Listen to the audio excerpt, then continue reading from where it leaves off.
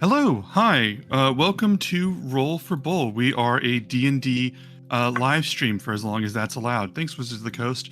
And I think that's about as political as we'll get on this channel, unless I go on a rant in a second. Fuck the state! Yeah.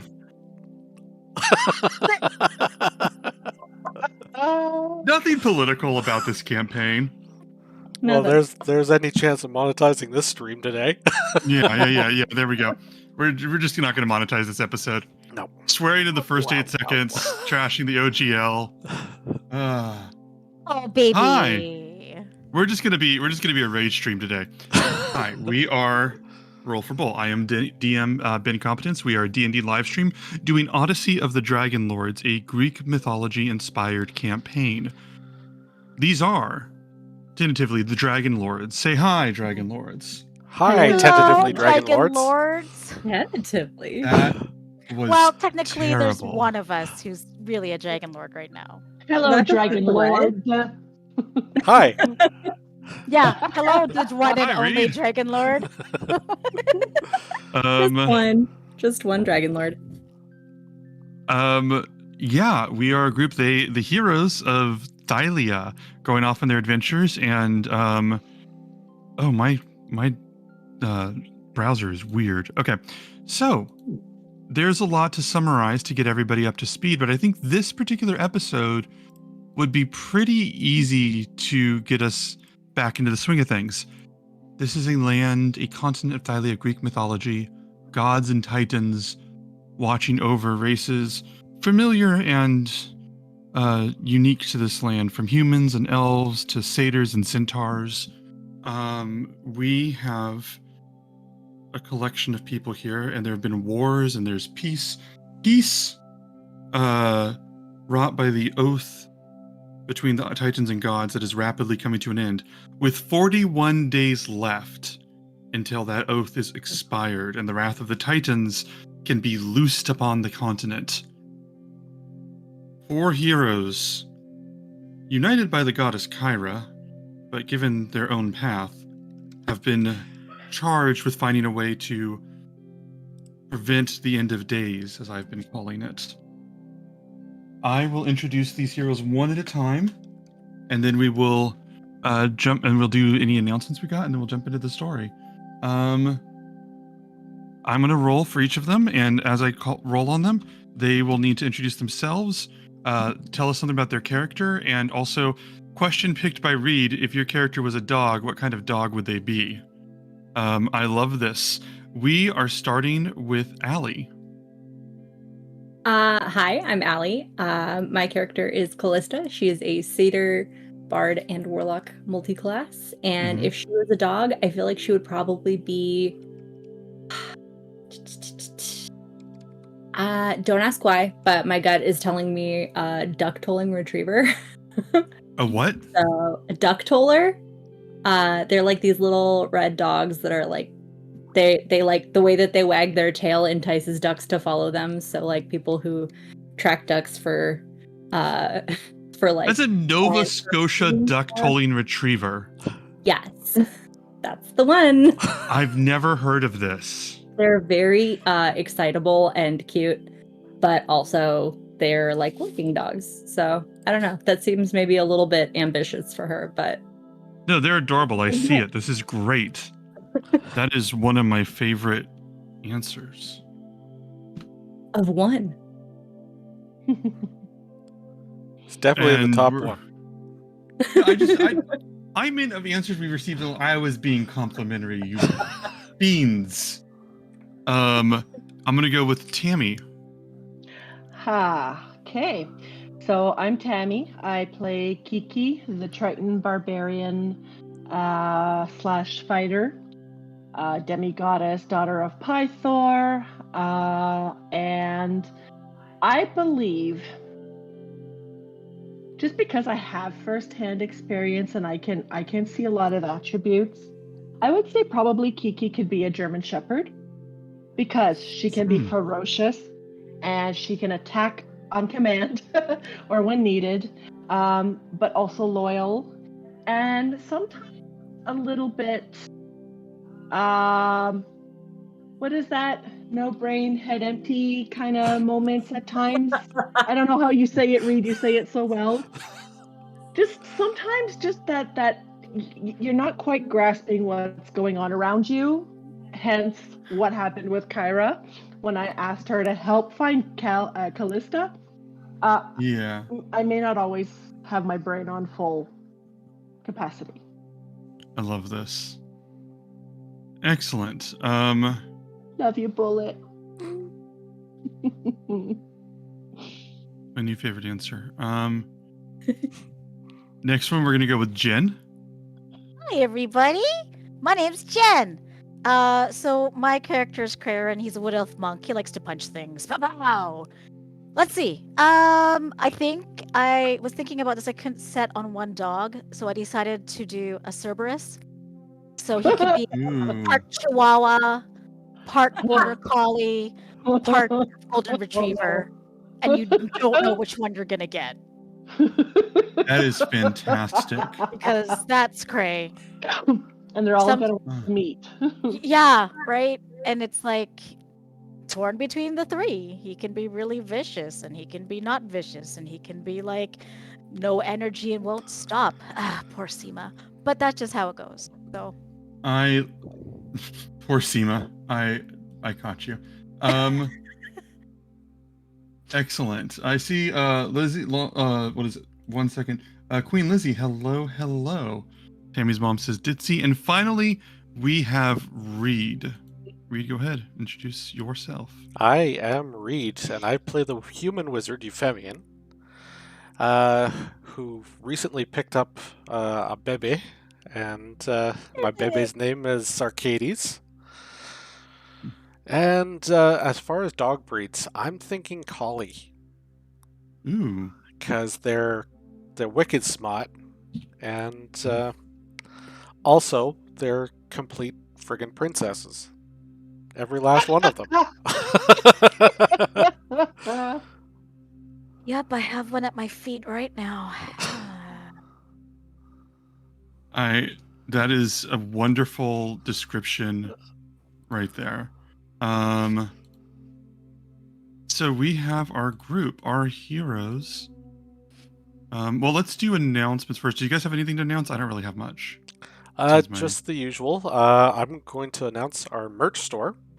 Mhm. And if you can take a look, Kiwi is currently modeling our pet bandana available in the Oh store. my gosh! And you can see she's thrilled about Yes! it. Yes, absolutely wonderful. But we do have all kinds of other interesting stuff, and if you want to check that out, you can see, I've just put the link in the chat. That's streamlabs.com/merch, /roll4bull/merch. That is excellent. And then as always, more people are donating bacon bits. Thank you. As always, this is a paid D&D session. I'm a professional DM. These are players that I've been working with for each of them at least 2 years at this point. I think Allie, you were the newest, but it's been about 2 years, right? Yeah. Good heavens. I say that to say that if you want a campaign of your own, I am available. The link we put in the stream, you're welcome to come by. I do one shots. I do campaigns. I'm actually starting some new campaigns soon, including one that some people might have heard of called Curse of Strahd. And if you wanted to give that a go, feel free to message me on the site. I can't find my link right now because I reset all my bookmarks. I think It comes up on the ads during the pre-stream Okay. and the mid-roll stream, so Okay, you'll but be able to see it. I found the link. Okay, One perfect. last thing too. The nice thing that makes this stream incredibly amazing, thanks to Reed and you and Ben, is you can use your channel points to give the Yes. players a boost. So we need all the help we can get. Believe me, it has saved us numerous times. So please participate and do that. That's fun. Yeah, you guys are active players in this game. I know it sounds bizarre, but you're allowed. We read the chat. Puzzles have been solved by the audience, and you guys can submit boosts and stuff that help the heroes. These are the heroes, but just in the canon, they are uplifted by those that support them, and we have brought that to Twitch itself. Just as they're supported by the people that believe in them, you can also believe in them and show your support. And that's different because I was originally allowing people to spend channel points to make the game harder for them as fun, and my players nixed that. And I think that's going to stay for a little while. I don't know. Maybe during the final battle. You know, you still need me to turn it on. That's true. Can we clip that? How, Ben Mhm. needs Reed to turn it on? Yeah, thank you. I don't think Fatima is here yet, but so we might have just missed it. But dang it. I think with that, we're ready to begin. I'll summarize the last session briefly. A lot of paperwork.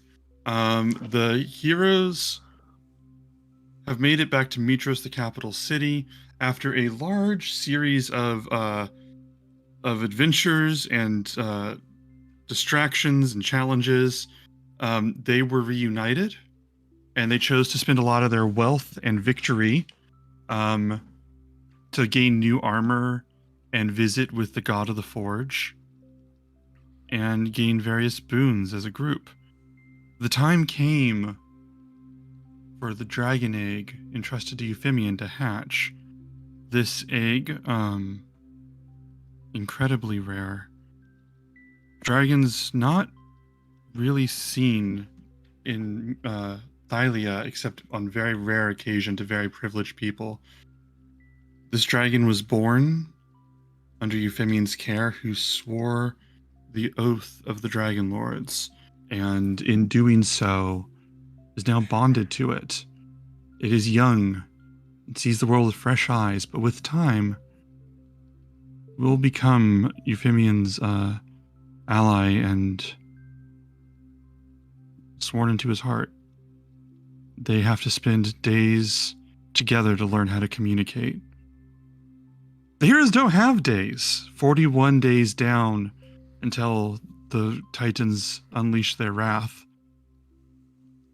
For the first time in a long time, there is genuinely no pressure to go in any specific place, no outstanding actions. The world is open to the 4 heroes. But before we go to that moment, I want to go back years ago to when someone had very few choices. And in a small town, one of the smaller towns outside of Mitros and Thylia, near Mitros, a door is thrown open. Read, your microphone is snapping a lot. I don't know what it is. Sorry, that was just me coughing, and so I muted myself. Okay. The door bursts open, and a door to a room, small room, with all kinds of, I want to say, incenses and calming elixirs and scents, and next to the door, a lyre cherished by the owner of this store, of this locale. Understanding the urgency as the door is thrown open, the owner gets up from where she was sitting and says, "Oh, this again? Come in. And I say throws open. I want to be, I don't want to control the narrative of someone else. Kiki, how exactly do you enter at this emergency moment? Probably in a fumbling manner, because I just can't exactly use my hands as one would normally knock and gently open the door. I just barely had a chance to undo the latch, and I'm having to kick it in. So it's quite a loud announcement that I am coming in, and I've got kind of draped over my shoulders a very bloody, half-dead soldier haphazardly wrapped up in bandages with his arm.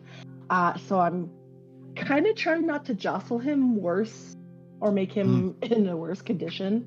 But I'm trying to get him in as quickly as I possibly can because he's quite severely hurt. All right, and she looks at you and goes, okay, lay him out over there, lay him out over there. And there's a long bed, off to the side, not hers, but one that she uses for things like this. And she just goes, yes, set him there. Are you okay? Are you hurt? Yeah, no, I'm as usual. I'm quite okay. A couple little scrapes and that from just tumbling, but nothing critical like him. I don't know. It looks like his arm is half severed off. He's got a very bad cut in his abdomen. I don't know how bad it is. We tried to patch him up as best as we could, but I mean, it was definitely a long journey getting back here. So, no, I'm okay. It's him. He's the worst off. Everybody else is able to walk. They don't send enough priestesses with you. They don't send any of the resources that you need. They see you all as, oh, it's a mess. They see you all, just lay him down. They don't treat you right here. Lay him down. I'll treat him right. Just lay him down. No, as I'm putting him down, I'm like, no, they really don't. It's like, they just think of us as expendable. Like, when did that happen? Those that they do send with us, they're practically shitting themselves on the side of the battlefield, seeing what's going on. Like, they're supposed to have been trained for this. Oh, sorry. She has a language as you're saying this, and she goes, "No, it's okay. It's terrifying. Just okay. Let me just." And she takes some of these lectures. She goes, "Oh, this is," and she goes and she pulls up like this small elixir. It's like this blue frothing thing, and she pours takes this healing potion she has, and she pours them together, makes like this purple elixir in the bottle, and she goes, okay, it's a little trick. It's doesn't actually make it better, but it can help stretch it out, stabilize him. We just need him to not die. And she just goes, okay, hold his mouth open, and she starts to pour that down. And she goes, he's going to be traumatized. I don't know how many people can go through that, and even if they can heal him, and I can try and heal him. I have my bring me my lyre. And do you bring that to her? Yes. Yeah, as you bring it to her, she goes, okay, let me just, she starts to play this music gently, and as she's playing this music, you can see like the sort of magic of the elixir sort of glow through his body, and his breathing heavily and his bleeding start to stabilize. His body isn't stitching up all the way or anything like that, but he's starting to hemorrhage less. And she says, I only have so much that I can do. I only have so much that anyone could do, especially at the rate that they're pushing all of you. I don't know how you stay strong through all of this. Actually, I've been wondering that myself. It's not the same as it used to be. That's for sure. Maybe it is, and you're not the same. I don't know. This is gruesome, and Kiana, there's gonna come a day when someone's gonna need to carry you here, but there won't be a Kiana to carry them there. I'm worried about that. Look at this one. This one's so young. He's so young. He's like me.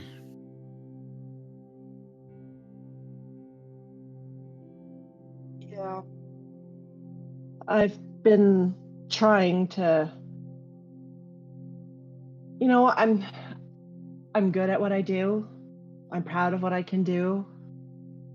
But like you said, my luck is probably about to run out at some point. So I've been trying to I don't. Have you been like putting spells on me or something like that? Because I'm constantly hearing what what you've been telling me, and you know what? I'm starting to think you're right. This is not for me anymore. I mean, look, I've been trying to get that promotion. That promotion. Has that been decided yet? Yeah. Miles freaking gets it. No. That No. bastard. I'm sorry, No. but he's a god awful bastard. No, that's why he gets this, is because Acostus likes people like that. Yeah, well. You didn't get it because you're not that word. And I'm not an ass kisser. Yeah. that wasn't even the word you said the first time. Why did you? Okay. You're kind of rubbing off on me, Dora. So. And she says, you didn't get that promotion because he has a brutal mind. And she leans over, she sort of comes over to you, she puts her hand on your chest, like right here, and she says, but you have a fierce heart, and you need to never let them take that from you. And at some point they're going to try. And you need to decide what you're willing to give and what you want to defend for yourself. Because they will rip that heart out of you if they can. You are someone special. People don't carry soldiers here again and again and again. That's you. That's Kiana. Watch out for yourself and your heart like you watch out for them, okay?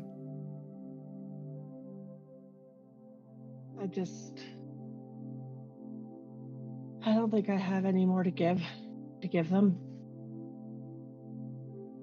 Find something to give for yourself.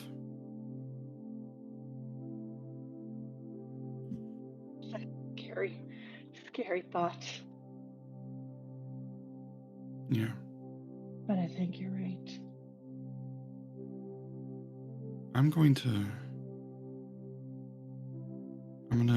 tend to him, and if you ever need to come back here, you can, but I really hope that you find someplace better to be, because I'm just an old lady just with this, just passing the time and just helping people. I got nothing interesting to say.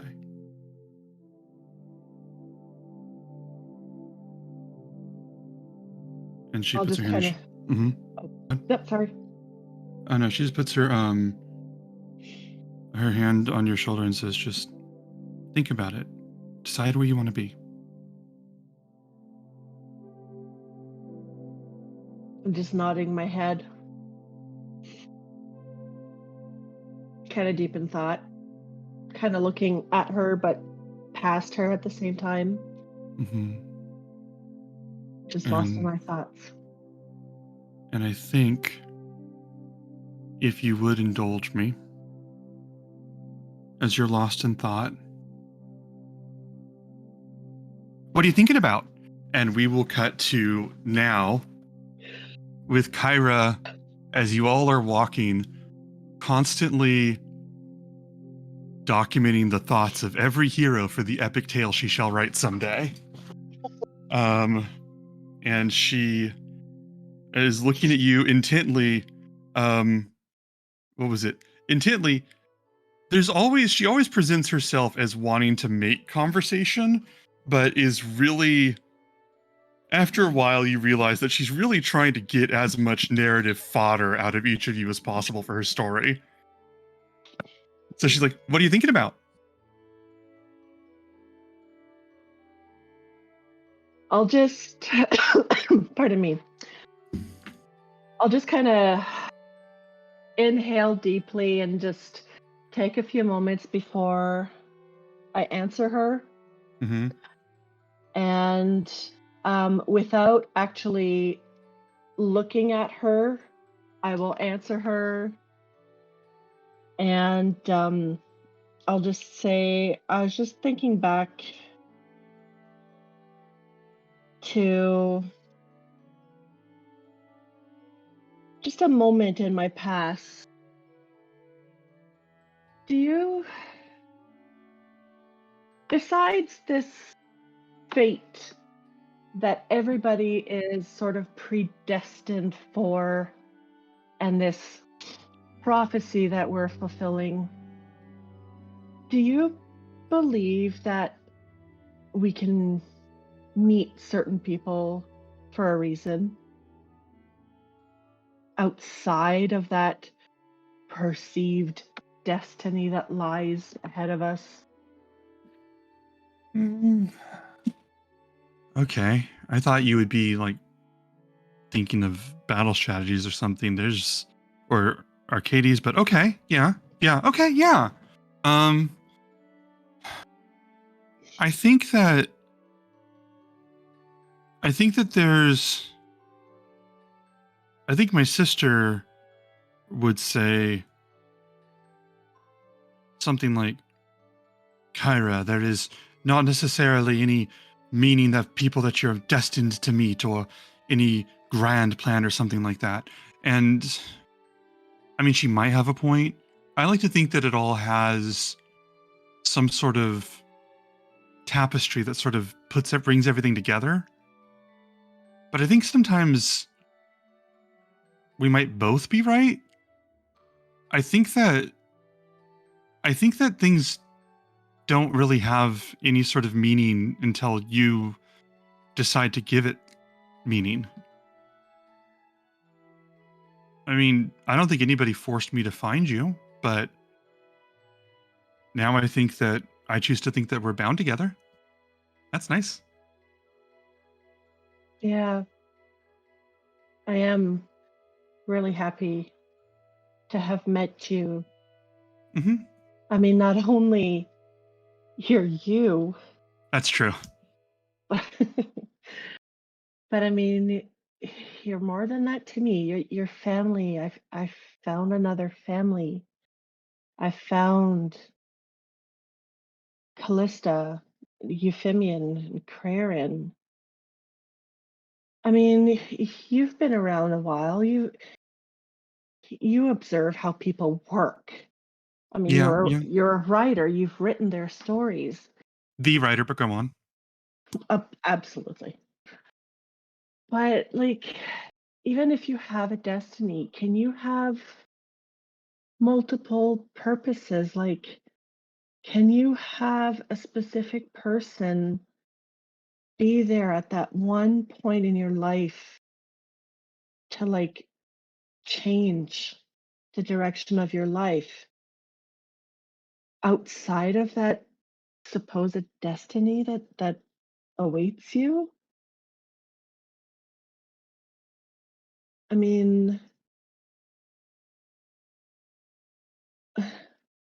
look at everything I've been through. I mean, okay, when the dragon arrived and took my mother away, Yeah, that sucked. that incited a whole new path in my life. Okay, I didn't have a say in it at the time. I was too small, but it put me on the path of becoming part of the military. And I thought, I'm good at this. This is what I'm supposed to do. And then I found that wasn't fulfilling to me anymore. And then there was the healer, Dora. And then, like, just speaking with her, she treated me like I was her daughter. And, Wait, you like, have another mother figure I haven't even written about yet? oh, yeah, I've mentioned her a few times already. I know. I'm sorry. I need to get notes on that later. But I'm sorry. Please continue. This is not about my notes. Please continue. She was the best healer, that everybody who would be injured would go to her. Okay. Actually, I would be the one bringing her most of her business, quite honestly. But she started treating me like her daughter, and then we were talking, and she got me to thinking, that what I want matters, and that there's more to life than just following orders. And that changed my life direction again. And then now I've met these people. I mean, look at Cray, Yep. practically Okay. vomited at the mention of love and affection. Look at him now. I think he's actually having sex with a real woman. Um, What? No. Maybe. I can see it. I I can see it. he hasn't actually said so, but I think him and Seema have. Well, I mean, obviously he said he loved her, uh, which I don't know if you were there for, but yeah. Anyways, and then Callista found you and found Bullbug, and like we helped Euphemian find the egg and Arcades, and it's almost as if we each impacted ourselves to change our lives' direction. Is that like a secondary destiny than what we're supposed to do here with the Oracle? Makes me wonder, is there a reason for me too? Like, Can I I be mean, honest with you? everybody, please. And she's got the scroll behind her that's been like scribbling a bunch of notes and everything like that.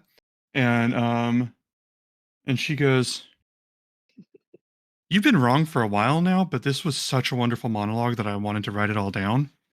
Um, she goes, "Those aren't things that happened to you or to any of us.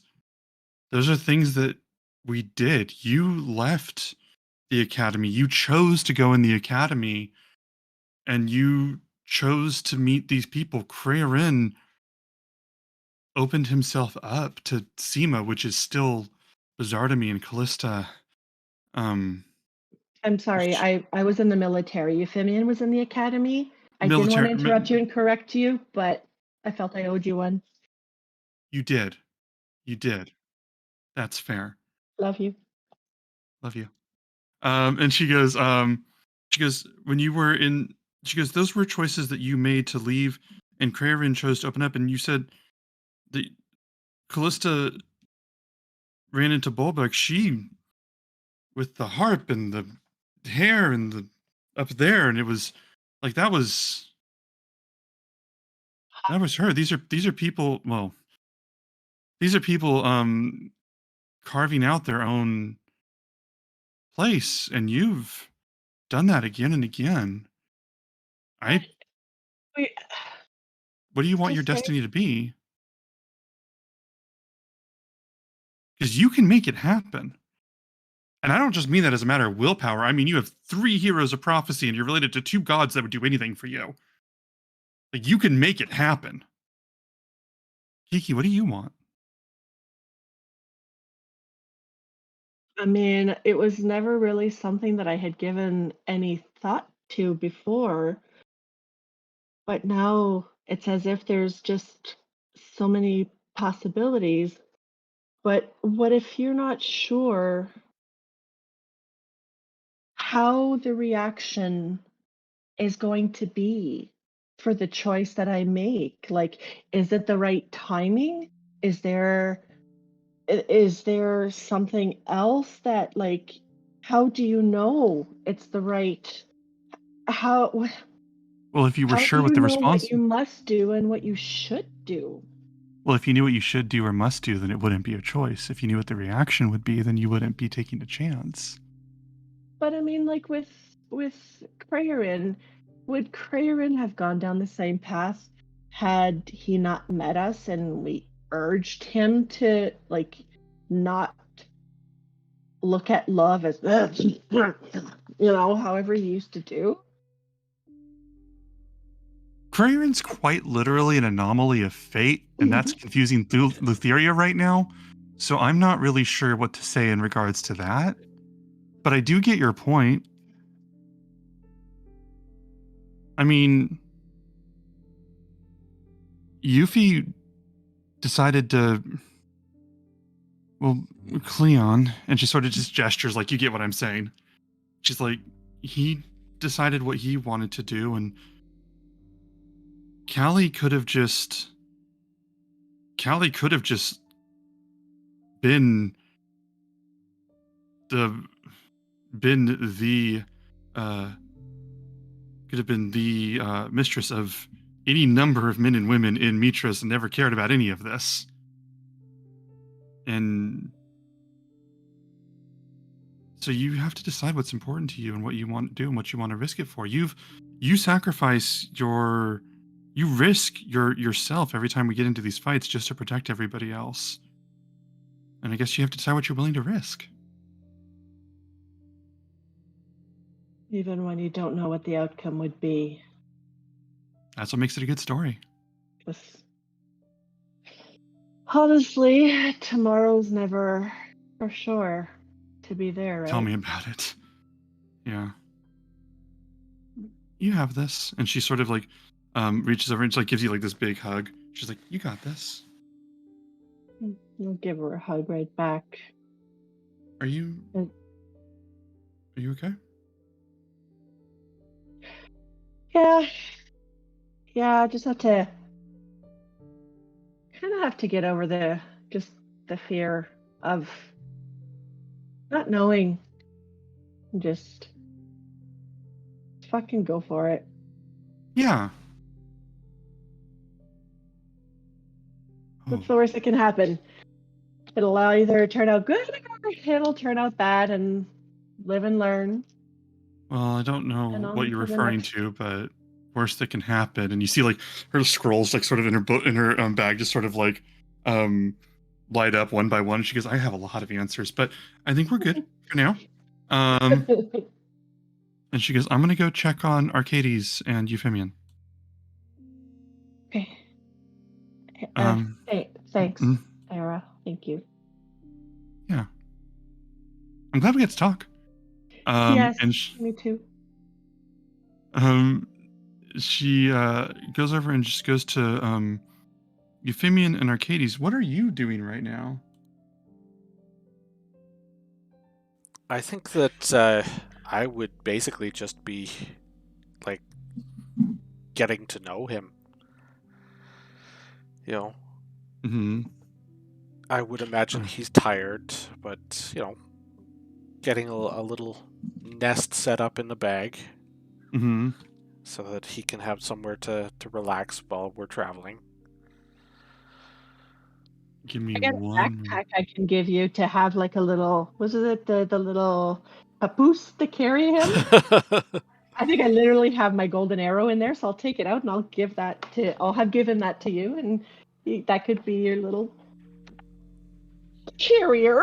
Your little cute carrier. I'm rolling. I'm rolling some randomized personality traits for him, which, as we discussed, will be impacted as we go on. And I'm not going to say everything, but what did you give him again, Kiki?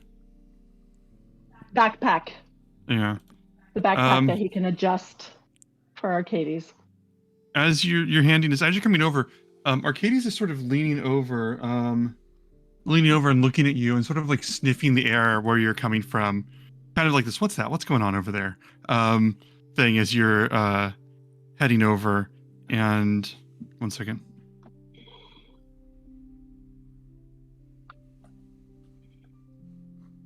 And sorry, someone sent me a message. And he looks over and then sort of looks up at Euphemian inquisitively as Kiki comes over. I thought you might be able to make use of this bag, maybe to carry Arcades. I know it probably won't last for long, depending how much he eats and how fast he grows. Why is he looking at me like that? I am not fish sticks. I am friend. He's not going to try to eat me, is he? I can't imagine he'd be able to eat much, quite frankly, at this point. Okay. Although, we'll have to try to sneak him a little treat here and there, I would imagine. You think he'd like some of Cray's bacon? No. Oh. I would much rather get him something that's fresh and is not going to poison him.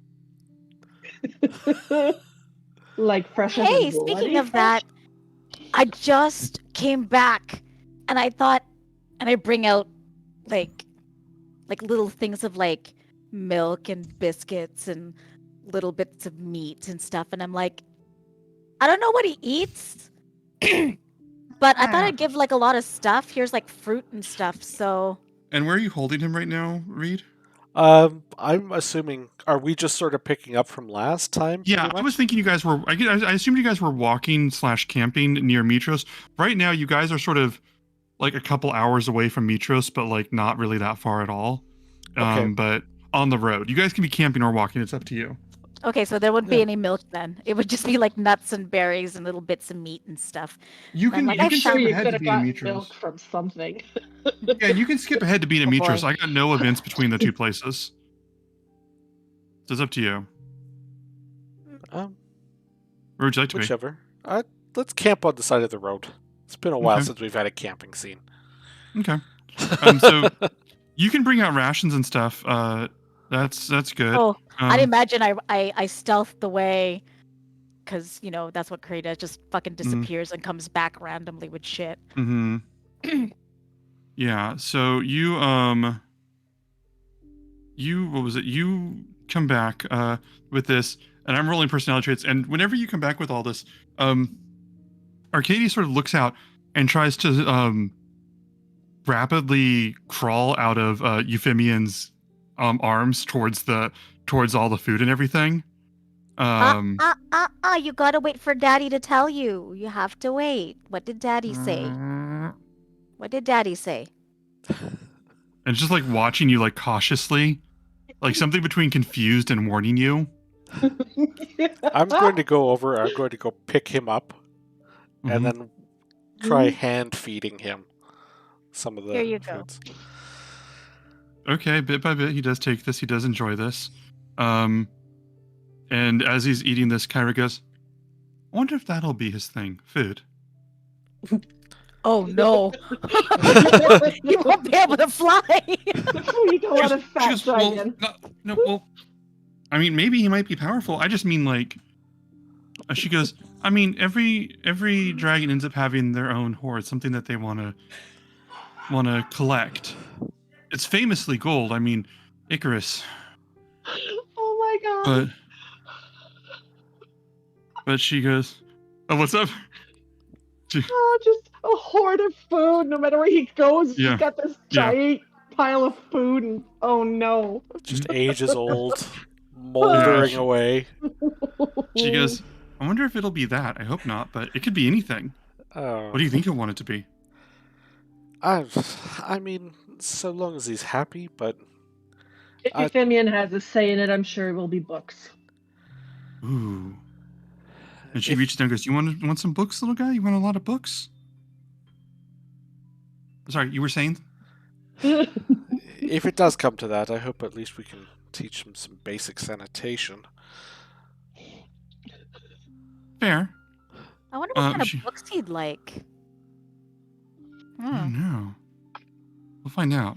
Well, I'm he's sure it'll 2 scale up between now and then. Oh boy. Please I like you. please don't keep dragging this on. I am so happy to be with the people that I'm with. You Moving sure on with you a really wing and a don't- prayer. You really haven't reconsidered at times, Kyra? She goes, I've never had a doubt. This is I love you for. That's a lot of talented hordes. And what was it? She I was goes, gasping for that one. I appreciate what you're doing. She goes, so what do we want to do here? Do we want to camp out? Do we want to maybe get him some gold or some treasure or something? See if he likes that, or Well, maybe something. I mean, he's just hatched. We had chickens on the vineyard, and it always seemed like somewhat of a trying ordeal for them. I would imagine that he's probably ready for it. Just for clarification, as Allison, I don't remember. Does anyone remember what he did with the coins I offered him last week? He just sort of sniffed turned it. his nose up at them. Mm-hmm. Yeah, he was just sort of more confused than anything. Okay.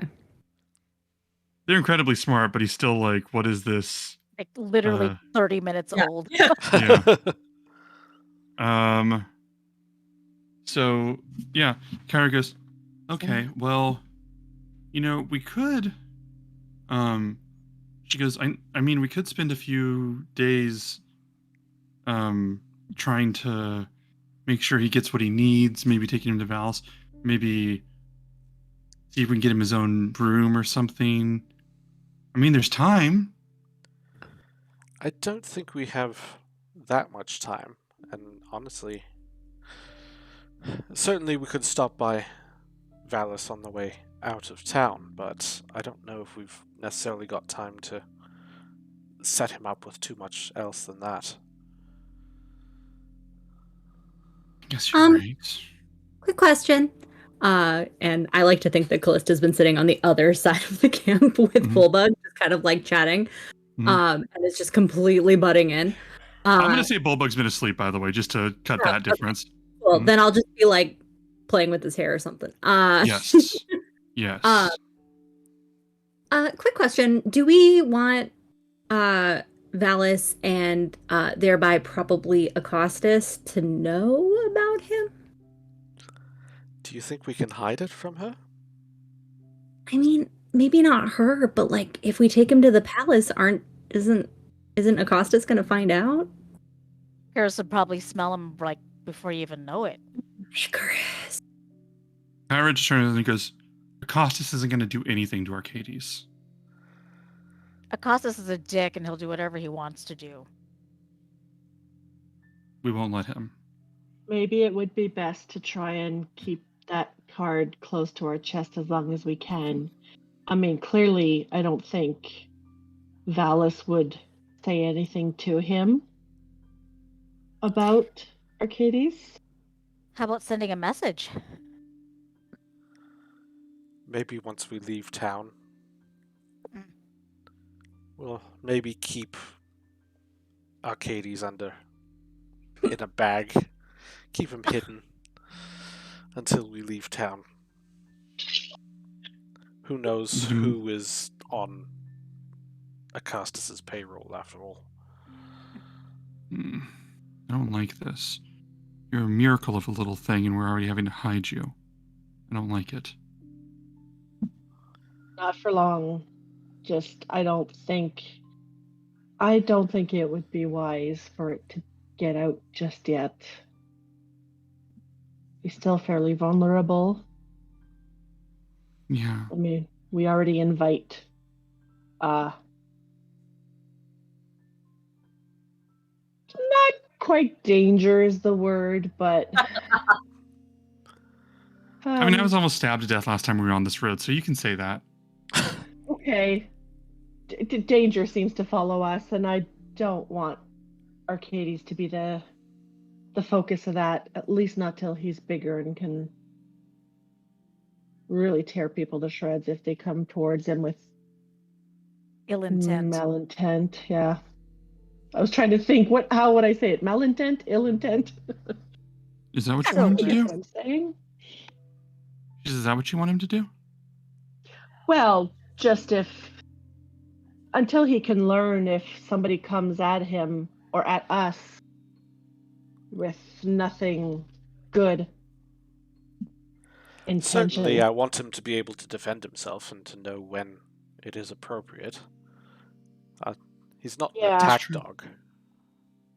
No, he's not. He's not Jellybean. Jellybean is like, will do whatever he wants when he wants it. He's just reactive. He's just reactive. Like, at least with Arcades, he's smart. Like, he'll be able to figure out. Especially with a smart daddy like Euphemian. Exactly. bound to get a good sense. You know, I have like a little bit of that fur, and so I take off that little bit of boar fur, whatever that I had from my staff, Mm-hmm. and I kind of fluff it out and kind of clean it a bit. And I'm like, could you put that like in the bag so it'll be nice and soft for him?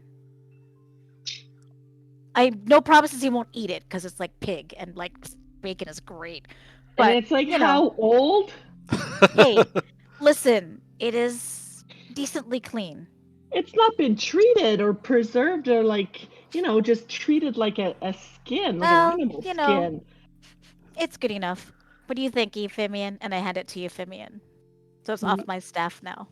Okay, I will skeptically present it to Arcades. See if he likes it. He looks at it, he sniffs it, and sort of. How old is this? Oh my god, this is from when we first, like, near the beginning of the campaign. Yeah. first- That was episode 2 on May 24th of last Yeah, the one I year. died on. Oh His death. wow. So he's gonna look at this. He's gonna Fatima suggested that we had something to spend points on the dragon. Maybe just like bacon points to give the dragon little pets. I don't know. But anyway, I love this idea. Let's discuss that. But you give this to him, and he looks at it, and he's just sort of sniffing it, and just sort of recoils a little bit, but isn't like it's sort of more surprised than anything. I think that it would work as a sort of soft foundation for a bag or something if you wanted him to rest there. I think that would work. I like it as an idea. I think it's very narratively potent, if nothing else. Potent, indeed. Well, if you're okay with it, I'll prestidigitation the Yes, thing, yeah. just to get it as unsmelly as possible. I Lovely. will dig around in my bag while this is happening, and pull out the braid of Grax's beard. My brain is fuzzy day. Which one's Graxus? Minotaur from How long have you had that? That isn't that the first dungeon you guys ever did? Yep. That, It's yeah, like the that was second or elaborate. first. That was elaborate, yep. Oh Yep. my gosh. and I will prestidigitate it and just throw it over and just be like, let's put all our eggs in one basket, shall we? Kyrie Keep just going comes like over and this, goes, he'll soon have enough for his own hairband. I don't have any more from the lyre, but if we ever don't need it, maybe he can have some nymph hair or something. Kyrie goes, do you mind if I just, and she reaches over and she like puts some magic on, like sort of like uses some like prestidigitation like read, but like sort of infuses it with this potpourri smell that's like gonna be, she's like, that's gonna last a while. Because he doesn't, Arcades doesn't, he should be comfortable. And says, what was it? Funny how babies just make everybody just go, and it's funny because I'm a guy. I don't really like this kind of thing, but oh, you're so darn cute, Arcades. You have a lot of people who love you already. Guys are allowed to be goo-goo over babies. Yeah, that's what I'm doing right now. I'll have gone through my bag as well, and all I have is like a set of fine clothes, so I'm not entirely sure what that entails. Mm-hmm. But essentially, what I would do is, if there's like a nice shirt, I'll just present that. I'll offer that to Euphemian just to kind of help make his bedding maybe a little more comfy if he doesn't want that boar hair poking into him. I've not used it, so by all means, Arcades is welcome to have it. I love that this whole session is just going to be making sure Arcades is comfortable. I genuinely love that. I genuinely love that. All right. So yeah, you get him this. I love this. Let's make a list of all the things that we have going for Arcades' little comfort home. He's gonna start hoarding soft things. Wait till our next shopping episode. Oh my god. Oh my gosh. Okay. This is wonderful. You know when like Um, you go to those bridal part or those baby showers or whatever, and all of a sudden the family has like all the stuff they have to take home with them? That will be Euphemian. He'd have so much stuff. It's like, ah, Please, I love my this. spine.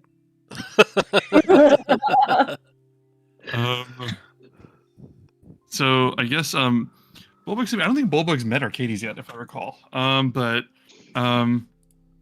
Yeah. So Kyra's looking at the sheet, and she just goes, "Okay, so well, if we're getting him all this, maybe we could go to the market." And, sorry, she goes, "Maybe we could go to the market and get him some cloth. Maybe make this really comfortable for him, or something. Maybe get like a fancy bird cage or something. I don't know." I don't know if a birdcage is necessarily what we want. I mean, certainly we'll have to do something, but I feel like he'd outgrow that very quickly. That's true. They grow really fast. tomorrow he'll be bigger than Euphemian. Well, not to mention, it's a lot more cumbersome carrying a bird cage unless it's like on wheels. But even still, you're limited with the terrain, how to carry. At least this here little bag could have him on his back and he could poke his head out and see what's going on. I like that. He At gets to see least the world. until he's too big. And then he could carry Euphemian into the backpack on his back. What goes around comes around. I like it. Let's be real. He's just hoarding parents at this point. I love it. All right, I got nothing. It's your guys' call. What you'd like to do? We can do some Arcades planning or traveling, or you can rest here for the night. It's your call. Let's pack it in for the night, I think, and we'll get up Cal, bright and early. yeah.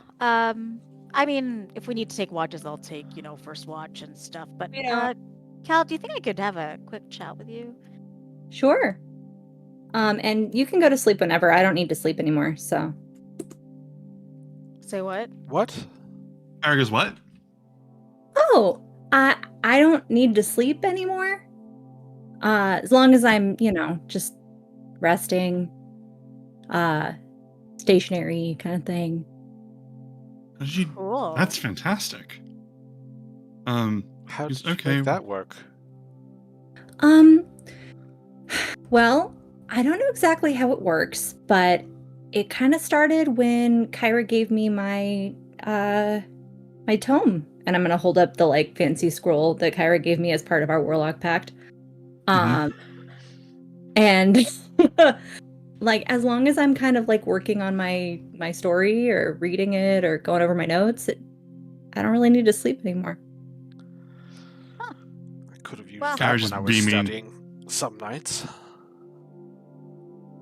Yeah, It's pretty nice. It's fun. Haven't had to see Lutheria, so that's been. Yeah, fucker. Anyway, sorry. Go ahead, Crayron. What were you? Oh, I was just saying, that would be great because I only need to hang out for 4 hours and then I'm good to go. So maybe we can work on some stuff. That would be neat. I would love that. Yeah. But I wanted to apologize to you. I didn't mean to lose you. I tried really hard to put you away and to make sure you were safe, and I didn't do that very well. So I just wanted to say sorry because, then I yelled at you when I saw you. Ugh, I didn't expect anything different. Oh. It's okay. Honestly, it worked out okay. And even if you hadn't hid me well, I probably would have disappeared anyway. So I thought I was losing my touch. I'm pretty good at hiding bodies. So I mean, now anyways, that's what I want to talk about tonight. Yeah. What? Hi. Go to bed. You're dealing with you're a new daddy. You need Great sleep. hours. I'm going to cast, or I'm going to ritual cast the dome, so that we've got that, just in case. What's it called? What dome is this? My tiny hut. Okay, yeah. Okay, so night begins to fall. Bullbug just continues to sleep through the night. Kyra takes a little while to go to sleep because she's excited about Arcades, but eventually, I think she eventually falls asleep, writing a bunch of different prologues for his story in different ways that could go, and then she sort of passes out. Hallie, you're gonna be up, right? Mm-hmm. And Craven, are you gonna sleep, meditate? How does that work for you? I only need 4 hours now, so. Mm-hmm. All right. What about either of you? Is there anything that you guys wanted to do? No. I'm just gonna Okay. work on my stuff. What about you, Tammy? Did you have everything you want to do? Yes. So. Okay.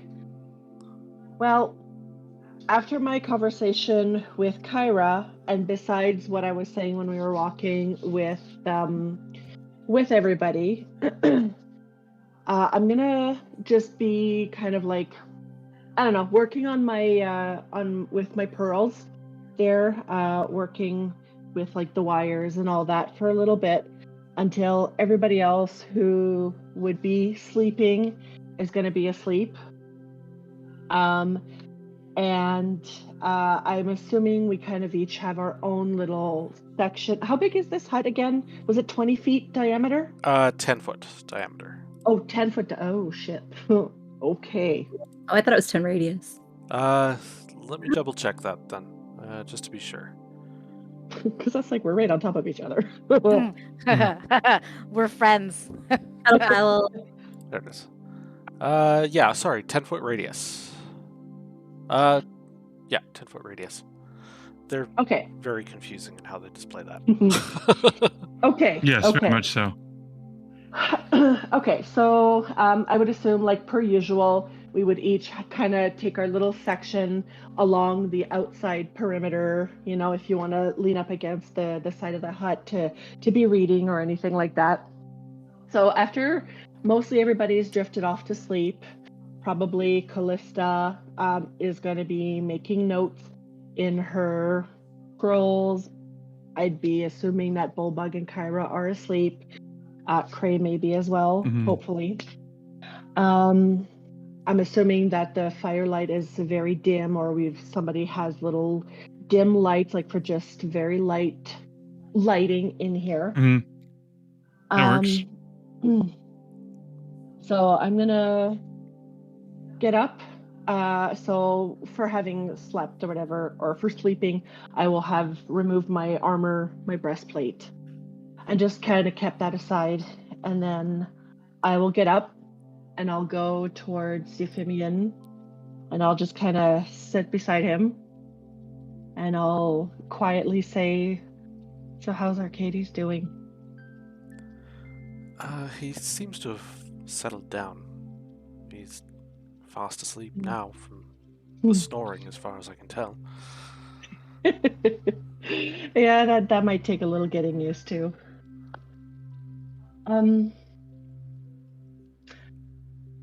I don't think that I've been as clear as I thought I was being.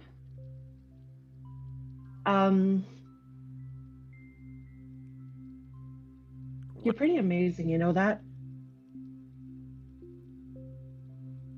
I mean, no more than anybody else here.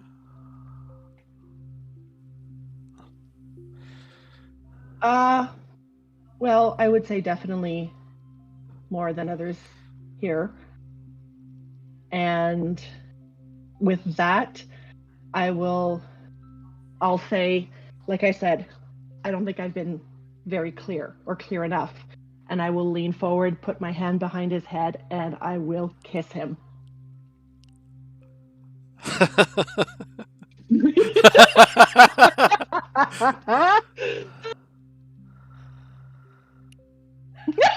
Ben.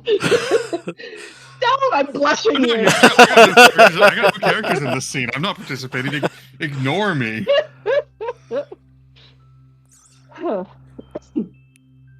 Wow. So I'm gonna cut her off and kiss her back. Again. and I will make it explicitly clear to him that I don't plan on stopping just there. Oh, are we fading to black? I think we're fading to Oh, black.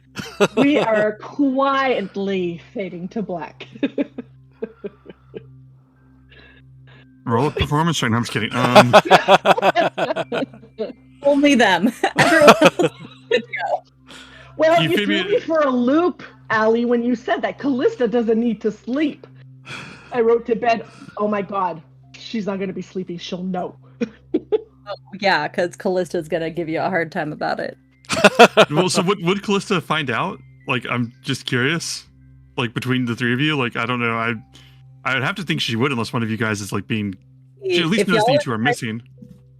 I mean, you're in the hut, right? Yeah. I'm assuming that we put up a little barrier or something. Yeah, This is like the college roommate not pretending not to notice what's going on in Oh, the yeah. room thing. yeah, I mean, to be fair, my passive is 12, so there is a chance that I'm just so invested in what I'm writing that you I don't know. Tammy's mom, the claws are not out. No, this is not a battle. This is not that kind of battle. It's an athletics check. I almost feel like that's our next question for next week. What skill check do you roll during sex? Because I would see Euphemian's performance. I love it.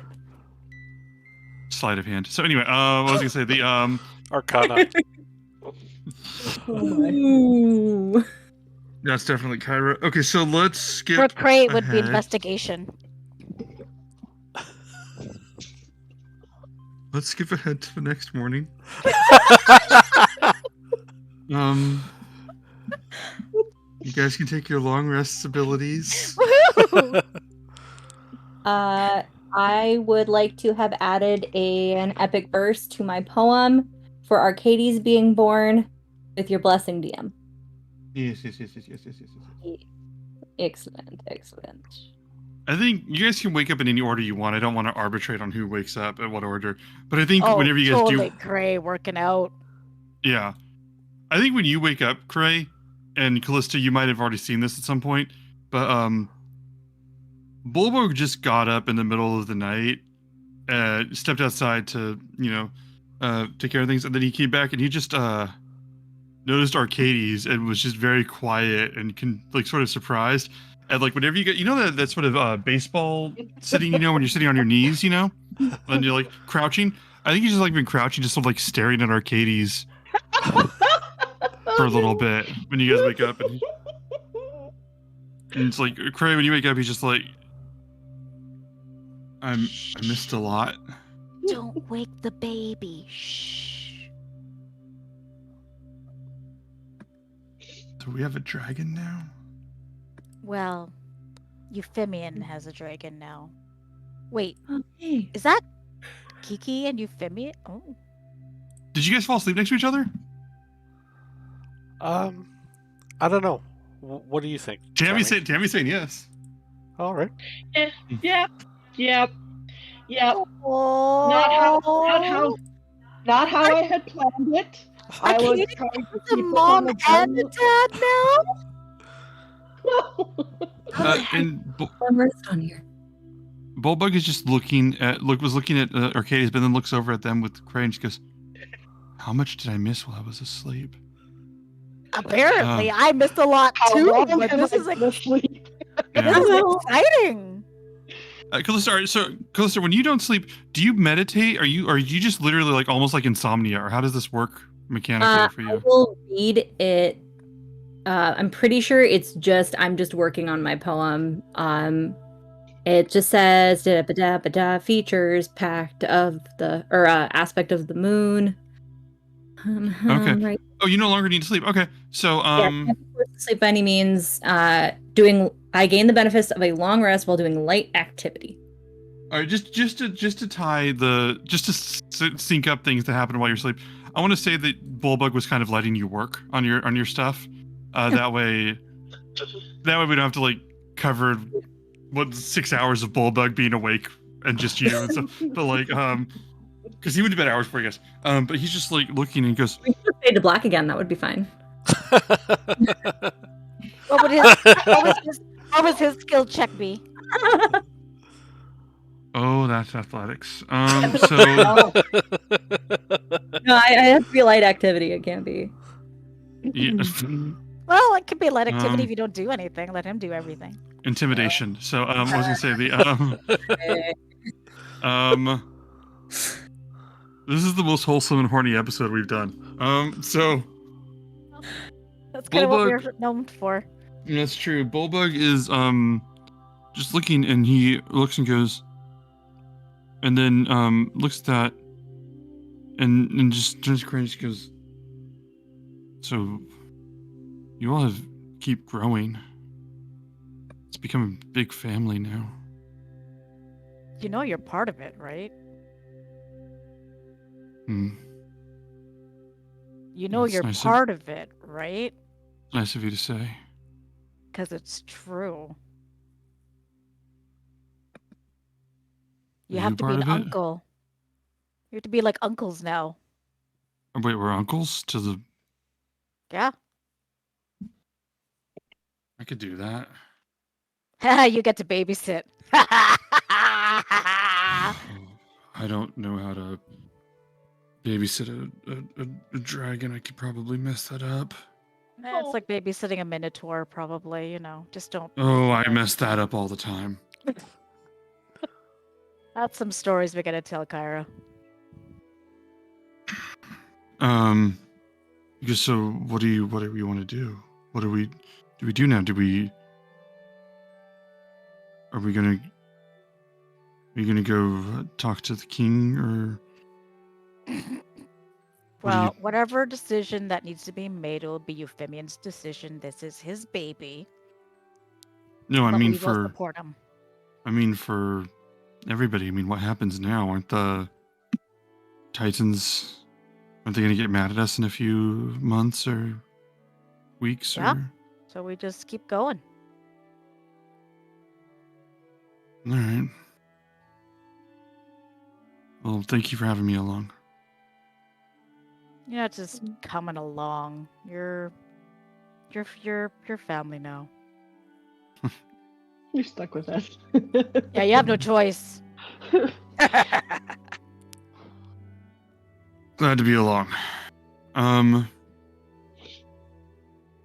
think you guys have the day in front of you. Oh, hey, real quick question. While everyone was sleeping, can I have tried to put my gold bracelet on Kyra's wrist without anybody noticing?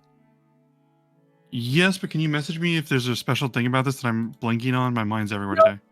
Nope, it's a friendship bracelet that I was going to give to her too and forgot, and now I don't want to make a big thing out of it, so I'm going to try to do it sneaky. Absolutely, you can do that. Perfect. Yes, you can do that easily. I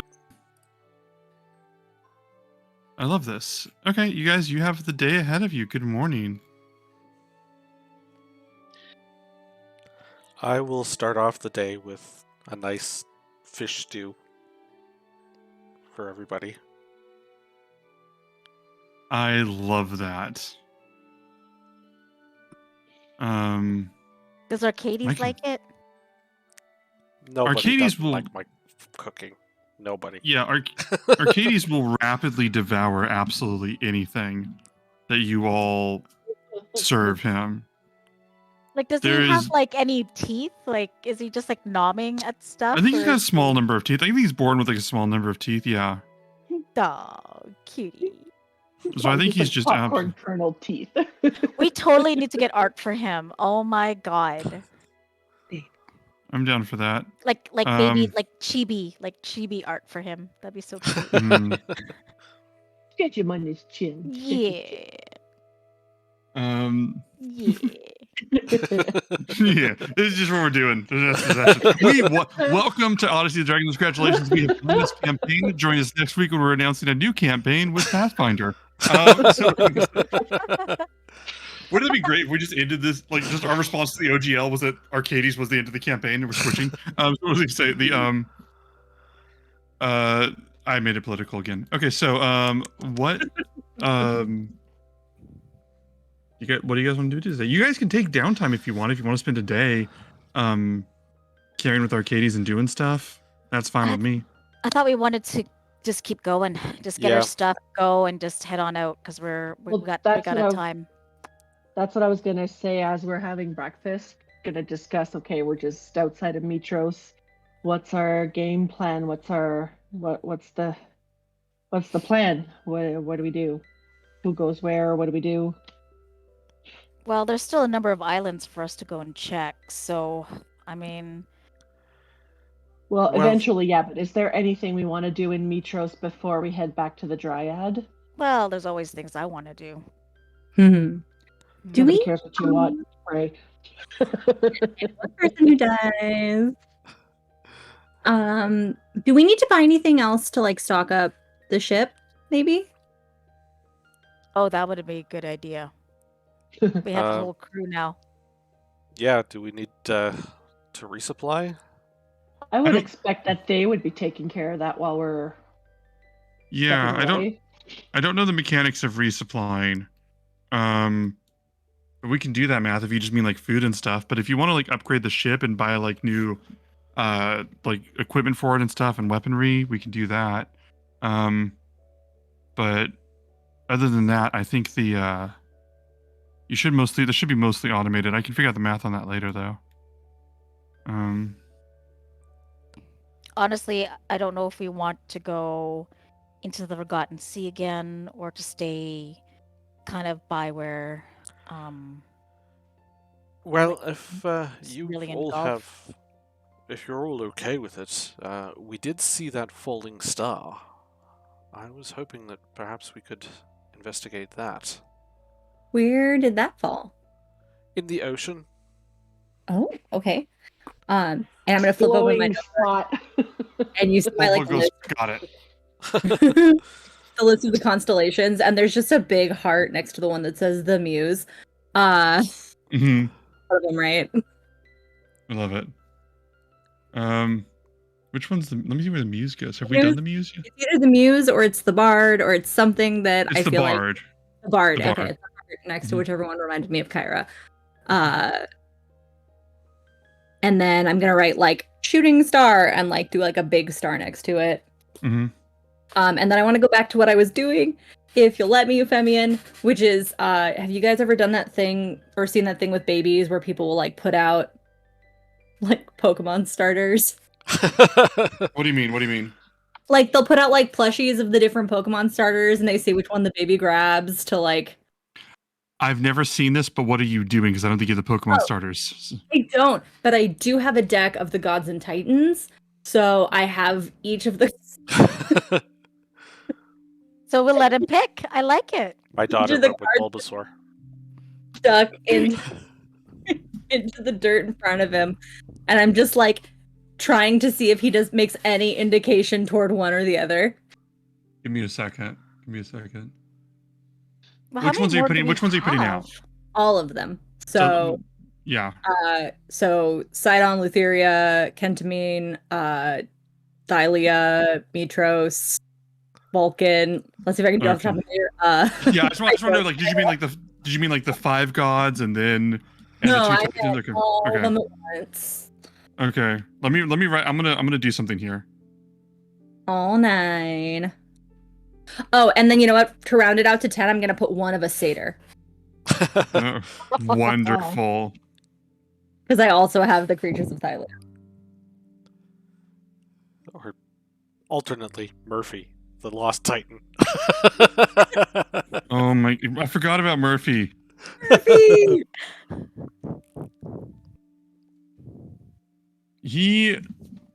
Arcades looks at all of these cards and sniffs all of them, and Kyra just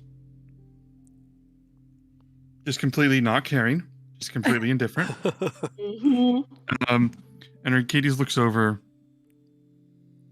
and walks over and just bites the bottom of the Pythor card, and then just starts to nibble on it and drag it towards him, dragging the card back to where Euphemian is.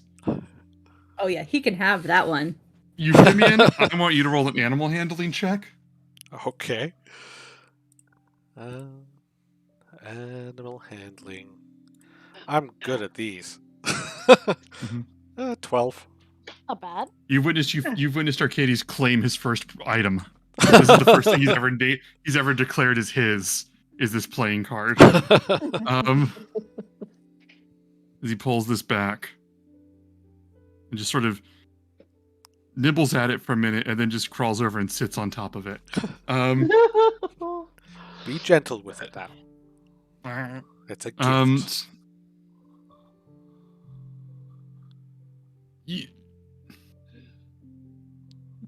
Roll animal handling one more time. Is this something I could give him guidance on? No. Guidance has to be before you see it coming. 13. 13. Yeah. 13. This is not a gift. This is his now.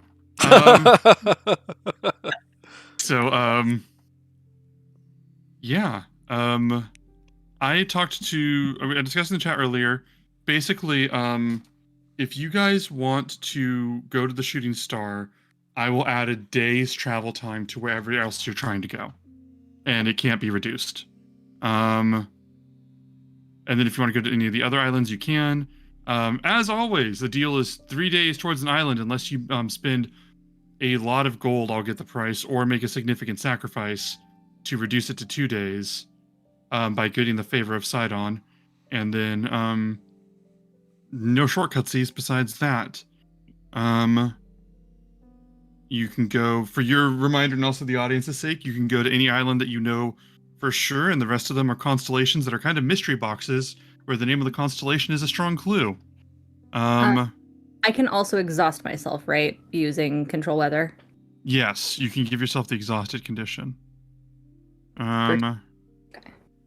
Before we all make our way back to the ship, I will have told the others that I want to go ahead onto the boat. Mm-hmm. And I want to see where Dingrin is. Or maybe I'll tell Bullbug to come with me. Oh, he would say gladly. Because I don't trust Dangrin. I don't want to bring Arcades on the ship with Dangrin there, because I know she's going to tattle. That is my absolute motive. And if need be, Bullbug could just be my muscle to get her off the ship if she hasn't already taken her leave. To abridge it, yeah, he'll agree to that. You guys, when you get there, the rest of you staying away from the ship because they get there in advance. When you get there, I will say,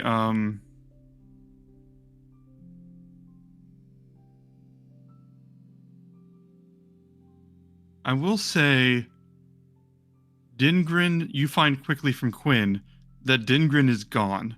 Dingrin was basically not there the next morning.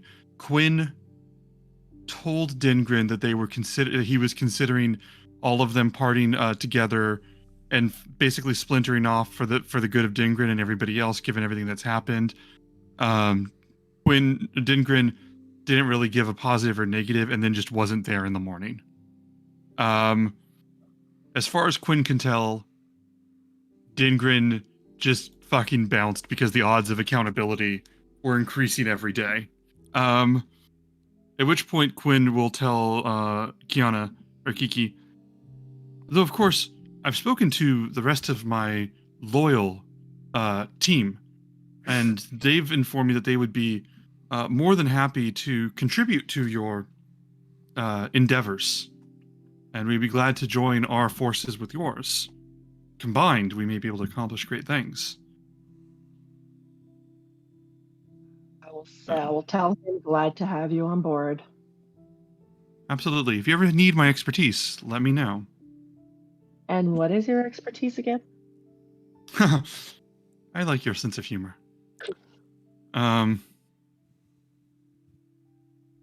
Did he ever tell us? Because I am drawing a blank at this. Roll insight. Because I don't think he's a good captain. Because He's smart. Insight. That is a 2. I I literally mean, don't know. he leads a group, so he had to have gotten a hold of them somehow. Okay. That's So my question was genuine, and he thinks it's a joke, and I'm like, okay, yeah, well, whatever. yeah. Yeah. You don't get any answer whatsoever from him. Okay, so I'll just kind of nod and just turn around and then I don't know if I'll go back to the group and tell them that it's good for them to come, or if Bulbug wants to do it. Either way, I'll get the green light to the group that Euphemian can come on board with Arcades, that Dangren is gone. Okay. Do you guys want to go on board? Do you want to do anything else first?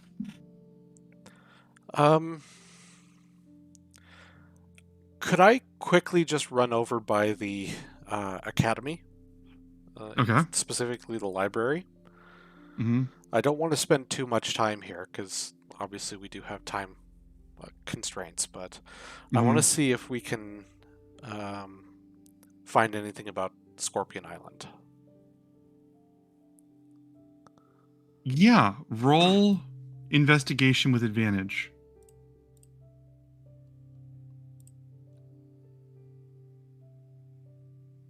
Uh, 16. Okay. Yes, Jen. Scorpion Island. You. Let me see. Where is my link? Bring to me. Trying to find it. This whole thing is not cooperating. You find Scorpion Island. Little is known of Scorpion Island, not just because the oceans are very rarely visited these days, but because it's confounding in the most sincere sense. Reports that come out of this are always confused. There are reports that it is overrun by giant scorpions, reports that it's not overrun, but just completely ruled by centaurs, and reports that it's in chaos, that it's the civilization to match Mitros, and there's a powerful queen that runs all of it, and then there's also a witch that runs this place, and people say that it's a place of a lot of people that have gone there don't come back, and the people that do are often very changed by what they have learned. They speak with greater insight and wisdom, and they speak a lot less. A lot of rumors surround this place, but I will say that it is primarily known for the discussion of the high population of giant scorpions and centaurs that seem to both simultaneously be running this place. I believe that would answer your island, or your question. No hints on how to actually get there? I brought some. Okay. I put some in there. I will say, for your 16 and for your time investigating and the information that I gave you before, I will say that it would be under the sign of the centaur. Okay. Which would further confuse the issue as to what actually is going on over there. Maybe people are just referring to the constellation. Maybe it's superstition. Who's to say? Maybe they're actually scorpion tars. Maybe they're scorpion tars.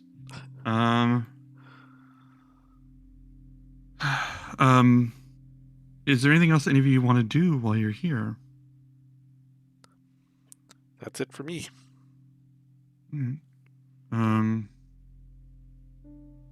raise your hand if you're good to go. All right, Jen, is there something you want to do?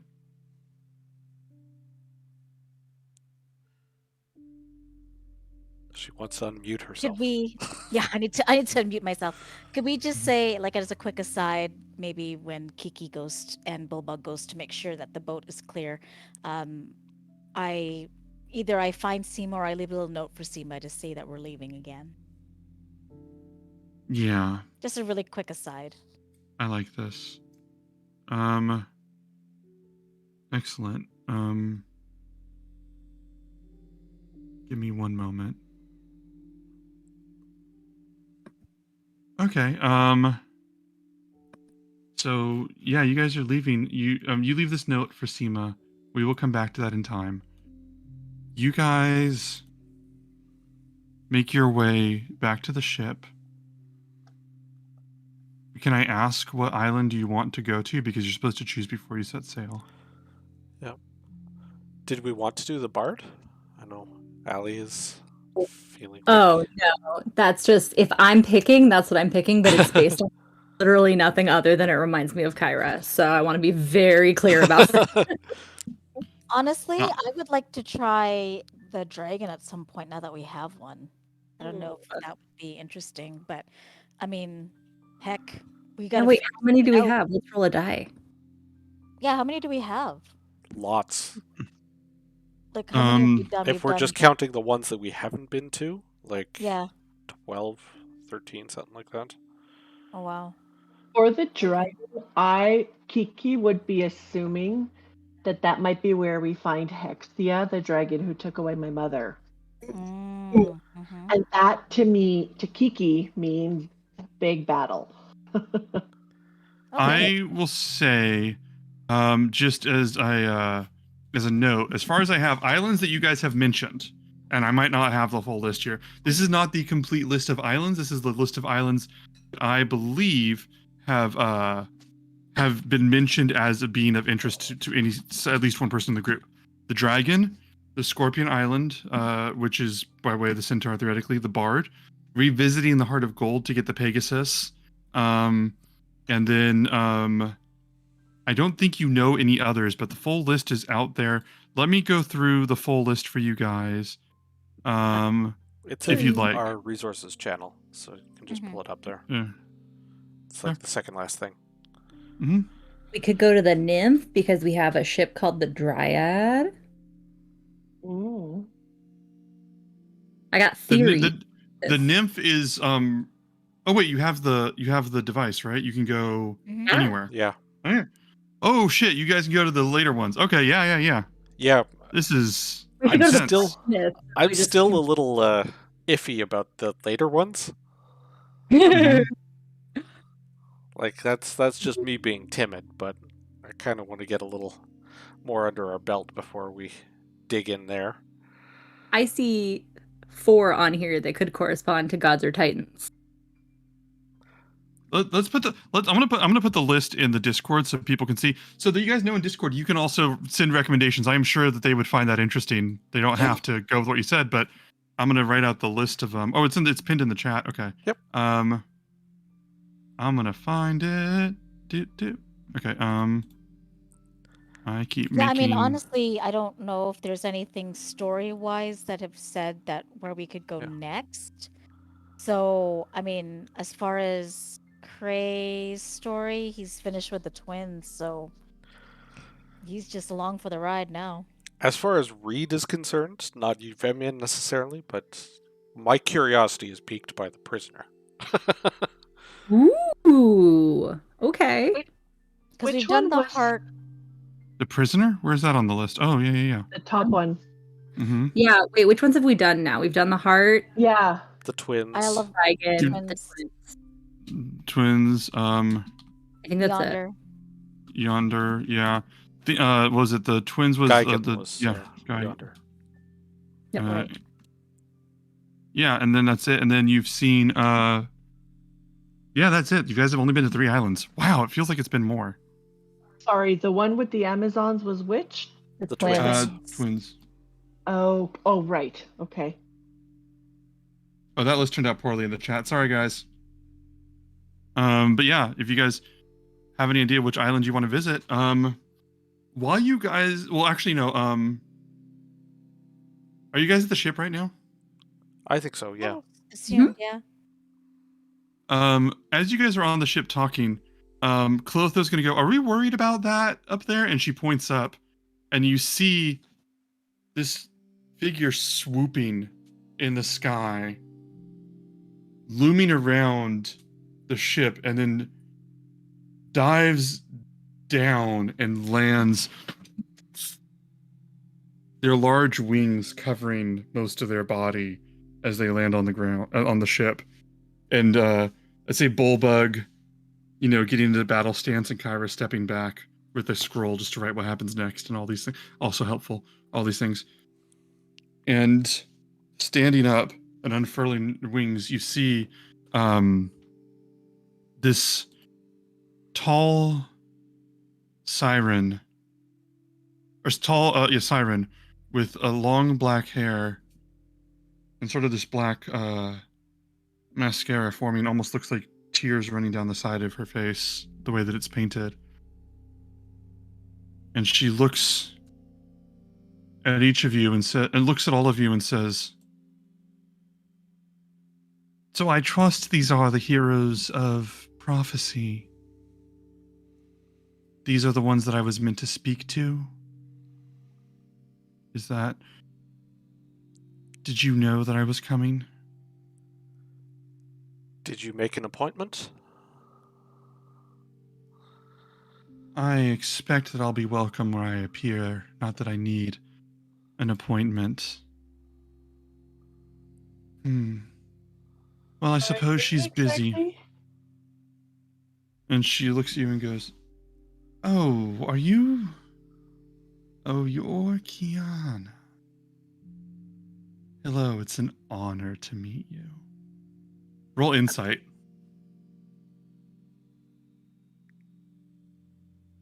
Okay. Yeah.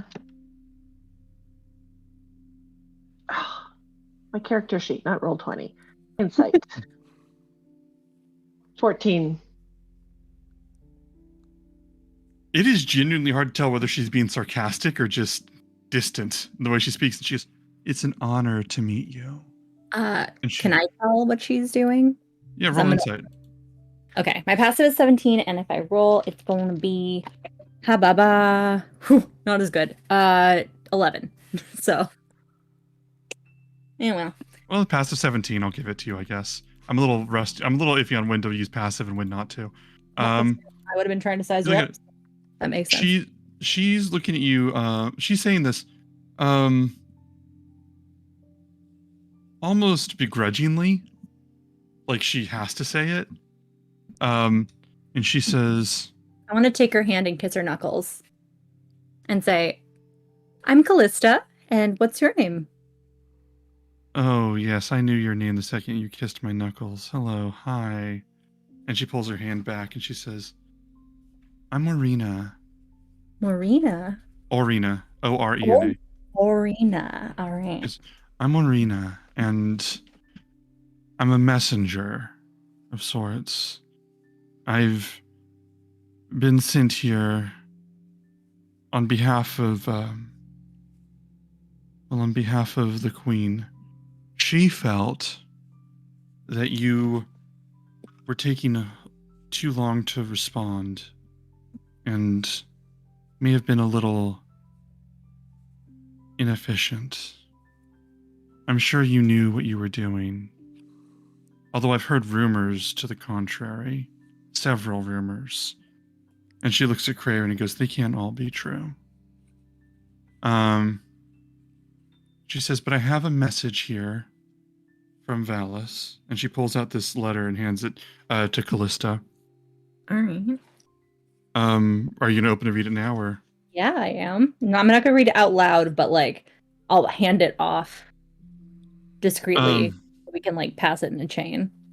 One by one, it's a very simple message from Valis that says something in long flourishing writing that says something to the effect of, greetings. Arena can be trusted to be a messenger. Take this with you. She does her work well, and that is what matters. And it's signed your queen, Valis. And within it is a necklace with a small metallic feather. And Arena looks me up at it and goes, "Oh, yes, use that, please." That I will hold on to if no one else is gonna like grab it from me. You get first dibs. You picked it up. Yes. I'm not gonna put it on because I'm not that dumb. But she looks at Krarin and goes, "Is it true you've died twice?" It's true, I've done a lot of things. Oh, you hide. Is that why nobody knows anything about you? Call me a mystery man. Mystery man. And she looks at each of you and goes, and she looks at Callista and goes, "Don't worry, I like you." Is she being honest? Insight check. she's being condescending. Okay. But she looks at all of you and goes, "My queen decided that I should check in on you from time to time. And if there's anything that I can do for you, by all means, I am given to understand that you need the help you can get." And she just stands there expectantly waiting for something. I will tip her 5 gold. She just goes, "Thank you." Just out of curiosity, what are you most afraid of happening on the next trip? What do you think will happen when you enter that stormy sea? We're hoping adventure. Yes, but I've heard several rumors that isn't what happened to the Callista. And she points at Callista with this long finger, with like this long nail. And she goes, "Aren't you scared of going out there again? I mean, after all, if something were to happen to you, who would tell your parents?" You can roll an insight check if you'd like. Yes, please. Mm-hmm. That's what your eyes were saying. 18. 18? 18. Information about you guys is getting out more or less around the place. And you can tell that she's Yep. making fun of you not having any parents on record. She might not know the story or the mystery because that is private, but she knows, like, at this point, there's enough gossip around that maybe you're an orphan, maybe your parents died, don't know. She's just trying to find a way to get under your skin by twisting the knife. If I could step forward, Mhm. please, Hello, if you Cleon. would. Tell the Queen her messenger service is very much appreciated. I will. And she bows deeply and says, "When you need me," and she gestures towards the necklace again, "I'll be off listening and watching." And she crouches and then flies up in the air and sort of looks down at each of you, beating her wings for a second. Don't be a stranger. She laughs as she flies away. Bulba goes, "Just me, or She was was she a bitch. Okay." And Kyra goes, "Well, she was a little bit rude. I think Laureus would be on the ship and just say something like, Satyrs are always a bit confrontational. I don't prefer them. Sometimes it's fun. But yeah, you have this necklace in time. Once per day, you may activate it, and Orina will be able to find you and travel there to pick up a message, or pick up anything that a single siren can carry." I will calculate the travel time, same as any of you. She's not especially quick. But it is that. And is there anything else you guys want to do before we go into break? No, I think we're good for now. All right. If you guys give me an idea what you want whenever we get back, but until then, I'm going to take a break for 15 minutes. I will see you guys. Should have put a poll up to see where the heck we would go. I can put up, yeah. Let me put up a poll. I can do that. What are your nominations? We can have up to 4 things. Let's each nominate. Yeah. What'd you say? Let's each nominate one. All right. Allie? The Bard. Okay. What do you guys got? What do each of you have? I say the trickster. Just why not? Because we've already been to the dragon. You haven't been to the dragon. Oh, we haven't? No. I thought that was yonder.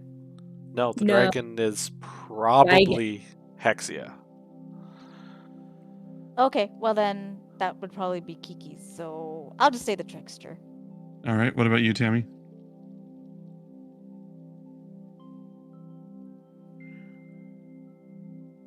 Yeah, I'd say dragon. Okay. What about you, Reed? Let's put the prisoner down. Okay. All right. I'm going to elaborate a vote. We will come back at 9:10, and I will see you all soon. All right. Thank you. Okay. Or a little after 9. I don't know. Reed, you're in charge of time. Yep. Bye.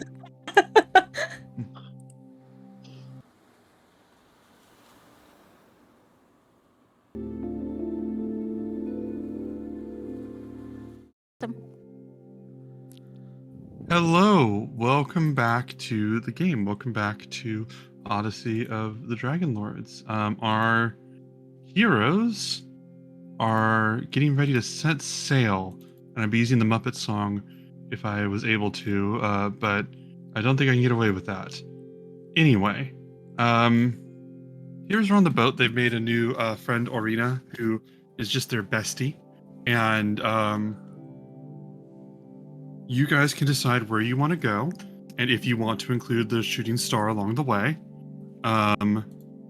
But it's your call. Where would you guys like to go? Well, votes came up on the prisoner. Mm-hmm. The vote did come up. We got 6 votes for the prisoner. I allow people to vote multiple times if they want. They have to pay in bacon. So either 6 people felt prisoner or somebody really felt prisoner. Both I of only those are voted valid. twice. The world will never know. Mm-hmm. So is it the prisoner for you guys then? Because you're not bound to it, but Let's do it. Yeah, I mean, Let's do it. that's as good as a Let's wink do to a it. blind man. It's as good of Oh. a guess as the others, so. That's right. it's a weird system, this game. So you guys make your choice. You set sail. And Are you? I think we will you're gonna- add the extra day to go check out that fallen star. Yeah. Wow. You guys set sail once more, leaving Mitros, seeing the formation of Dragonlords flying through the sky. Less battle training and more like those, shows the Jets do when they fly in formations around. That's more their battle training. Yeah, they're doing like flyovers, trying to build confidence in the King Acostus. And yeah, basically. Your same crew plus Orina, more or less, minus Dengrid, who's missing for now. Maybe never seen again. Maybe coming up in a session. Maybe the big bad. The entire. Tammy, what's up? Tammy's giving a look. I'm just hearing some beeping. Oh, sorry, that's on my side. Sorry about that. Oh, okay. Yeah. And you guys head out. Are you doing anything to expedite this adventure, this trip? I don't think I have anything worth sacrificing at the moment anyway, so. Mm-hmm. Yeah, I don't. Depending on what the cost of gold is, but other than that, yeah. All right. Yeah. All right. What do you want to do? All right. What do you want to do? All right. a day of travel.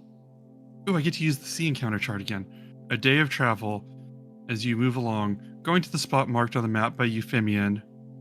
And you get there, and sure enough, I want each of you to roll a perception check when you get to that spot.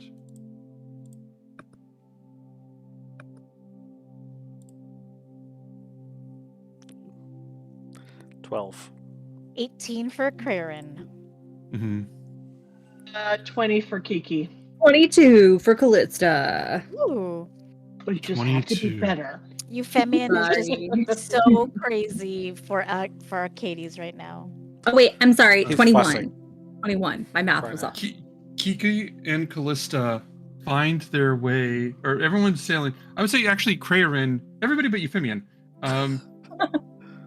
You Sorry. see this bright, pulsing, bluish silver color rising up from the ocean where Euphemian had marked this spot. It's dim, it's far down. But this would be the area after one day. Not a problem for Kiki. I can go Can you swimming breathe- too. Or Euphemian. You all can breathe underwater? I have ways. Wow. Well, I have Okay. the swimming thing, I think. I don't know. I mean, that gives me a swim speed. Doesn't know if I can hold my breath that long. You can breathe underwater. Okay. Okay. So, let's show of begin. hands. Who is going underwater to investigate this? Okay. No, the three of you- Euphemian, you gotta stay and take care of your baby. I'll watch the baby.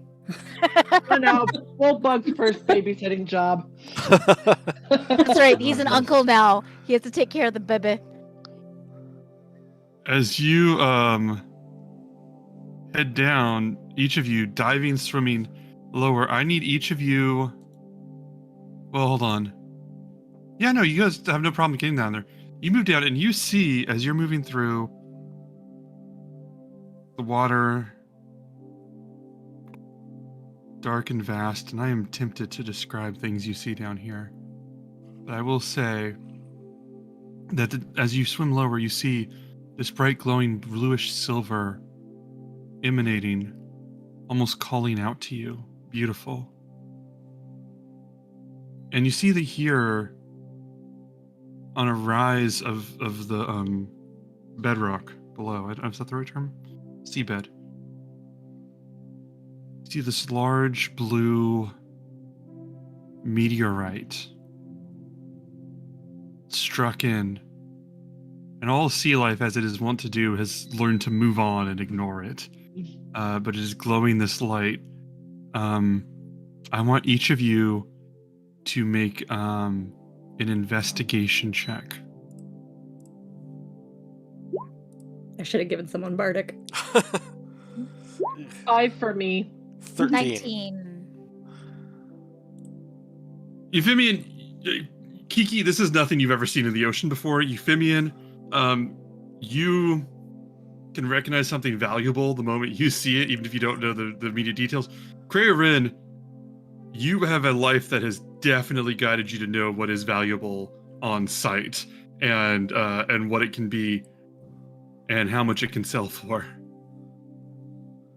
This is You just see bubbles come up. Ooh! What is this is effectively an orb of star metal. Okay, we needed that. This probably holds great meaning for at least one of you.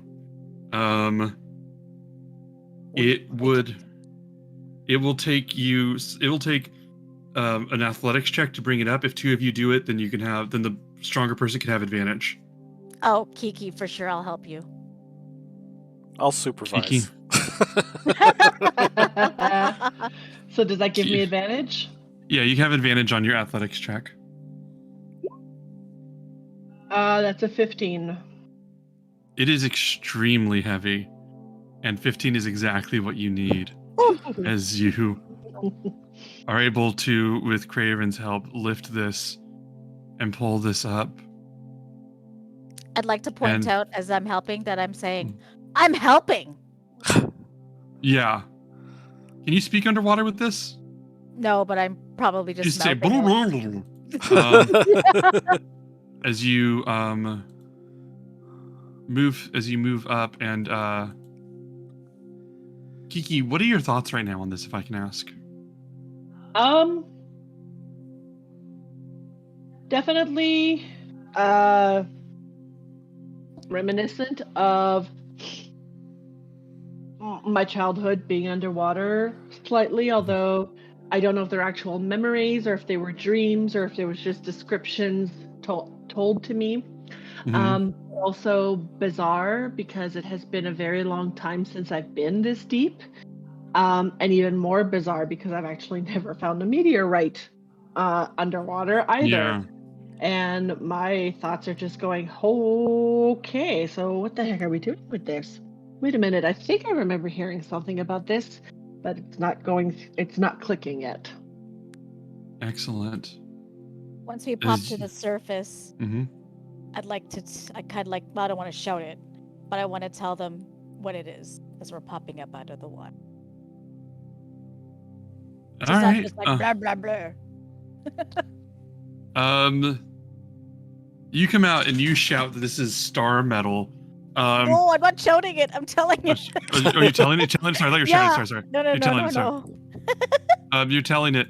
You catch the rest of the group up on this, letting them know right away, and not shouting to everybody else.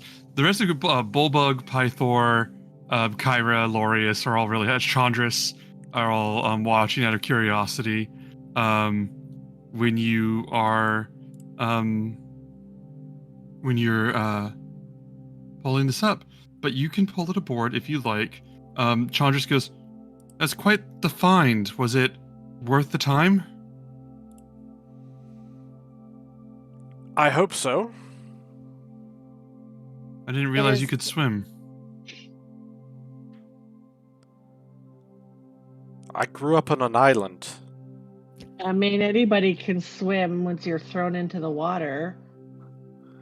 Fair. Oh. You can't swim?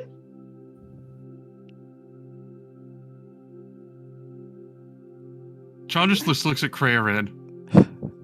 Oh. Is it the cape? Is that your safety blanket? No, I've always liked to swim. I just can't swim very fast. Yes, huh? Well, We should teach congratulations you how to on your rock. swim. Well, let's teach you how to swim. Sometime soon, yes. Bulbug goes, "Come on, get up here, get up here." Do you guys move up? Then you guys transport this aboard and all that? Yep. Oh yeah. All right. If it helps, You maybe we'll tie up a rope and just help get it pulled up from above as well. Yeah, heave-ho it up. This piece of star metal lands with a massive thud on the Dryad. And this is available to you now. Is there anything anybody wants to do with this at the moment as the rest of the people are looking on? Could I try to break off a small piece for just evaluation? Just like a sliver. Sure, what are you evaluating? Just to, check out purity, do experiments roll. with. Okay, cool. Yeah, you can do that. I want you to roll. No, you can do that. That's fine. I don't want that to go wrong anyway. You can chip off something like that. So you have this, and you have this orb of star metal. Anybody else want to do anything with this? Would we know what we would need to do to it to have it workable for Vulcan? Like, do we know how much of it we would need? I'm trying to look for the list and I can't find it. You would need, I would say, I don't know how to give you a measurement. Whole orb of star metal. Mm-hmm. It's for Okay. the Nautis Kithara or something, and for the The luck Javelin of blade. Lightning. If and the luck you blade. Also, one of Kiki's recipes as well. Yeah, the luck One- blade. Yeah, If all I you- know about the Notos Kathara is that it's an instrument But the luck blade's probably more valuable to us. If you want to send it, Orina could do that. I will let you send off a small enough. I will let you send off. I want to send just enough to make it punishing. Yeah. I will. I will. I don't want to give an exact size, but I'll say basically, if you give the majority of it, then she could take that, and the rest wouldn't be enough to use. Like this is basically, I can make it one dose and also enough for her to carry. Is what I'm trying to say. Mhm.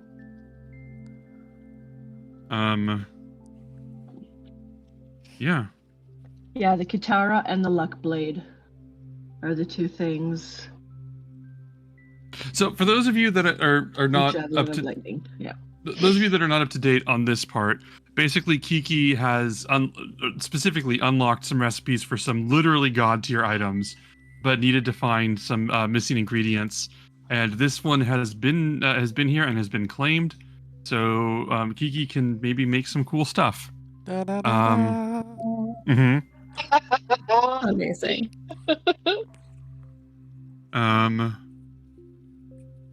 Yeah, your guys' turn. What you want to do beyond that? Well, clamber aboard. Do we want to send it off to Vulcan immediately? Well, we're close Just enough, right? We've only traveled a day's away. And we can always decide what it is that we want to use it for and let him know that way. I would say it would take, since it took you a day to get here, I would give it a day to for her to pick it up, for Orina to pick it up, and then the travel times I'll figure out as well. Like, I don't know, I could say it take it 3 days. I don't know, I'll figure the travel times out. But she can come pick it up. I don't have the exact numbers figured out in my head right now, but she'd be able to do that and then bring you guys back the item once it's ready. Do you want to send it to her? Send it to her by Orina mail or Siren mail? Yeah, it's better than Uh, snail mail, I'll tell you. Yeah, I think so. Would we be able to, say, for instance, go through and travel, and she just meets us in between here and our destination? Yes. Absolutely. Yes. You can do that. So if you want to activate that, she will come find you. And then we can do that in a minute. Is there anything else that you guys want to do while you're here? Is Did there we need anything any else here? special upgrade? Sorry. Oh, No. I would definitely say yes. Mm-hmm. That however Euphemian altered himself to get underwater. Or how you want to come back down for a bit? Oh. Well, do you? All right. Oh, Crayron, they're going back down. Oh, No. that's really cool. Do you guys want me to come along? Nope. Oh. Well, that's okay. We can go and babysit Arcades. Yeah. Come on.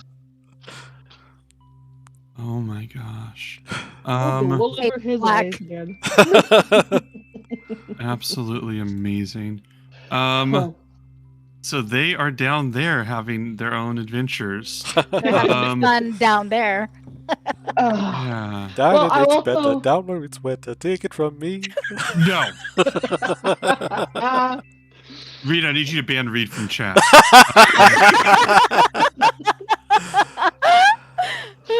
So good. So good. I love this. D&D's the best, man. Yeah. So what was I gonna say? So you yeah, you guys do that. You have your fun. Is there anything else you guys want to do while you're here? Someone's audio is picking me up. Okay. No, I gotcha. Yeah. Is there anything that you guys want to do while you're here before you guys resume your travels? No. Can I teach Arcades to sit? You can certainly try. Guidance. Roll animal handling. Oh boy. with disadvantage. Okay. He's a dragon, not a bloody shih Can tzu. I guidance though? Yeah, of course. Plus a D4. Okay, so first it's that. Oh, that's not good. Plus that. Well, I got a 10. I got a 6 plus a 4. Yeah, Not good. he looks at you curiously the whole time that you're trying this. And that's that's all you get. Yeah. Like the dog, just looking side to side. Like, what? You What are you doing? Sit. What? You sit. Oh, it's not working. And just sort of, it looks like he's sitting for a moment until you realize that he's crouching and guarding his card. And that's about it. Hi, Thor. Have yeah. you seen this yet? Are you trying to spy Thor? He goes, Yeah. Yeah, how did he react to the real Pythor? I don't think he gets who that Pythor is. But when Pythor sees this, he looks down and goes and sort of kneels down and goes, "Oh, you have good taste. I appreciate that." And he sort of rubs him on the head and goes, "You're gonna grow up to be powerful, and I will watch out for you, being your chosen god, wise dragon." He doesn't know how to sit yet, Pythor. He knows what matters. He does know how to sit. He just won't listen to Cray telling him to sit. That's right. Which just goes to prove how intelligent he actually is. Can I'm just not that convincing. Can I actually like pull Kyra aside, not like aside, but like just kind of like pull her over, assuming she's still kind of in the area, and just be like, "Hey, I meant to ask you. So, were you? I can't remember. You were around for all the Dragonlord stuff, right? Yeah. Original Dragonlord stuff. So, how much of the dragon's personality would you say is influenced by their chosen, or their bonded Dragonlord? Like, is there some sort of feedback there? Could we extrapolate what our little friend's going to be like? Arcades is going to single-handedly repopulate the dragon species. I need you to roll an insight check right now. Okay. Son of a... Okay. That's 21. Dragon Gigolo.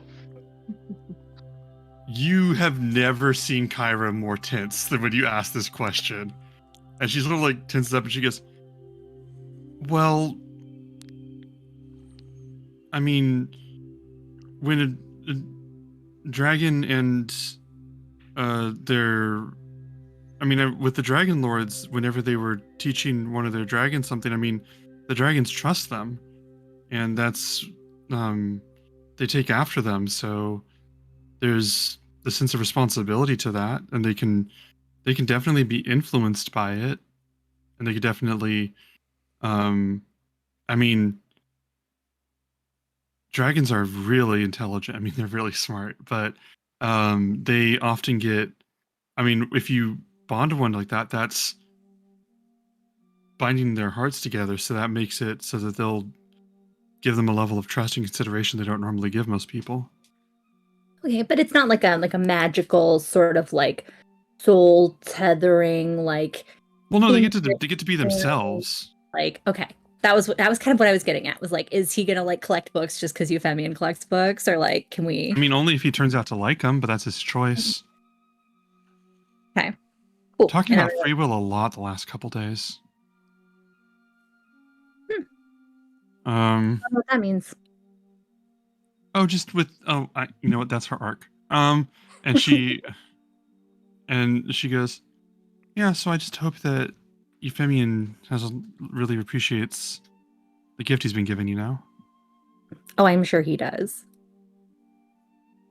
I mean, if anyone's not going to take being in charge of someone else's life lightly, I mean, Euphemian. That's true.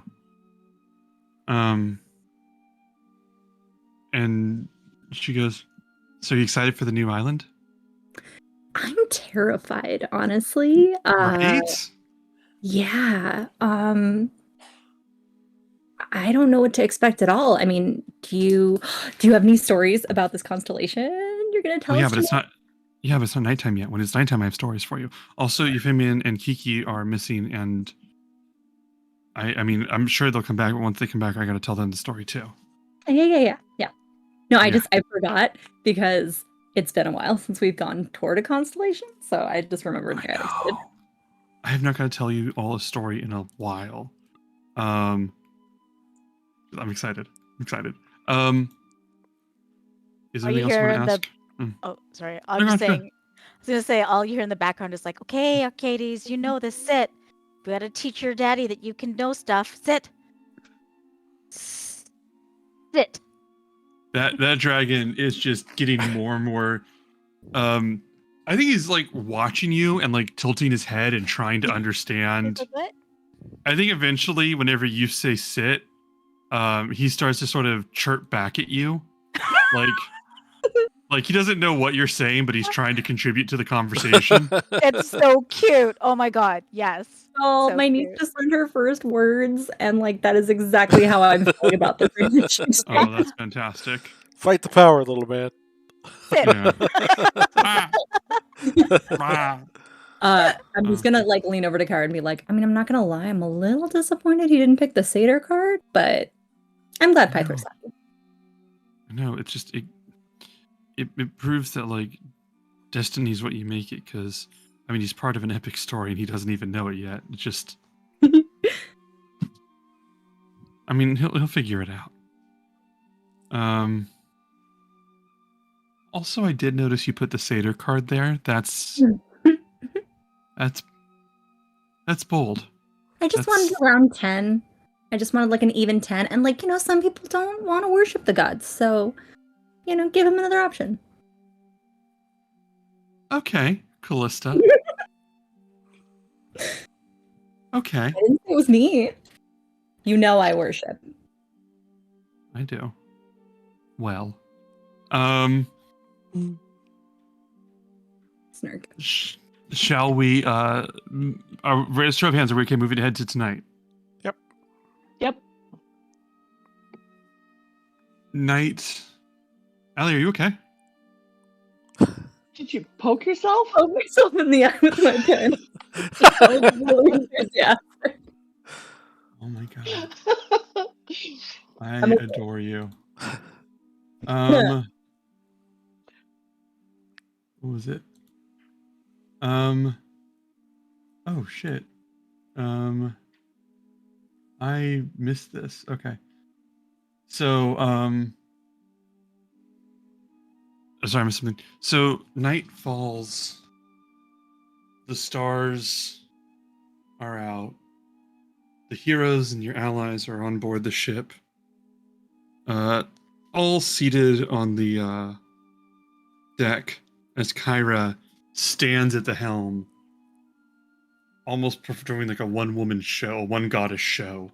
In this one, sometimes she like acts like she's reading you a bedtime story, but this one's like a performance practically. And she says, "Now, as you know, as many of you know, there have been many gods and titans, and there has been betrayal and triumph and heartache and many other fates that have been found." She goes, "One of the goddesses from very long ago, would have been a titan. Chalcea, named the goddess of swiftness. Well, goddess of swiftness. Quick enough of body and mind that she was able to escape when her siblings Sidon and Lutheria decided to destroy their brothers and sisters. She alone ran to an island of fire, able to stay just slightly ahead of Sidon's storms, there. And she moves her hand and like flames come like trail behind her fingers as she translates. She goes, there. She hid and waited for the storm to subside. And you hear this crackling thunder and rolling in the distance. She says, those stars that you see, 7 above, represent the island where she hides. Now, the way that the story is told is that this is where she cowers. But there might be a wisdom to hiding. I don't know, is it wisdom or is it cowardice? I think that depends on who's telling the story, and also depends on who's listening to the story. Regardless, Sidon and Lutheria did not leave. And she brings up these two like illusions of Lutheria and Sidon standing at attention watching. And she says, they waited. And when Chelsea did not leave, the twins reached deep into the roots of the island. You hear this rumbling. She goes, they shifted the rock and the stone. And you hear this great thundering sound as she says this. Just they rose them, trapped their sister in a small chamber at the island's fiery heart. And from behind Lutheria and Sidon, you see these fires emerge. And she says, look to the sky, and you can see a red star beneath Chelsea. It represents the everlasting torment that she suffers, trapped at the island's center. No doubt, a great deal of this is true, and no doubt a great deal of it is lost to time. There are things to take from this, but I wonder, Callista, Callie, what do you think about when you hear this story?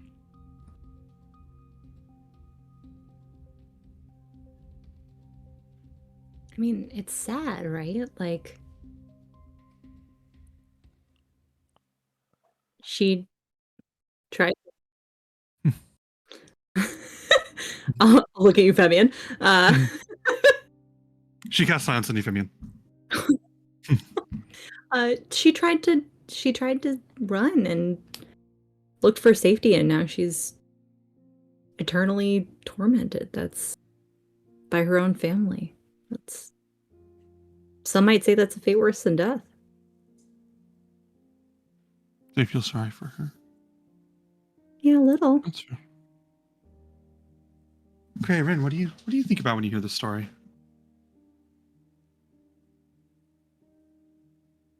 I don't know if it would be cowardice to try to have self-preservation, because you can't help others until you've helped yourself. You can't give of yourself. And what ended up happening was she got essentially trapped by this, by the two. I never trusted those Titans.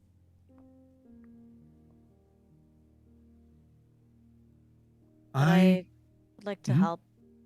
I don't like that. I have a question for you, Fimian. There are types of justice in Mitros and other parts of Thylia that exact the balance, is what some people say. And you're like in this academic professor mode right now. And she says, there are people that would think that the proper fate, and she sort of like glances at Kiki for a second and says, the proper fate would be for Sidon and Lutheria to be trapped in an island of fire. Do you think that's what should happen to them for this?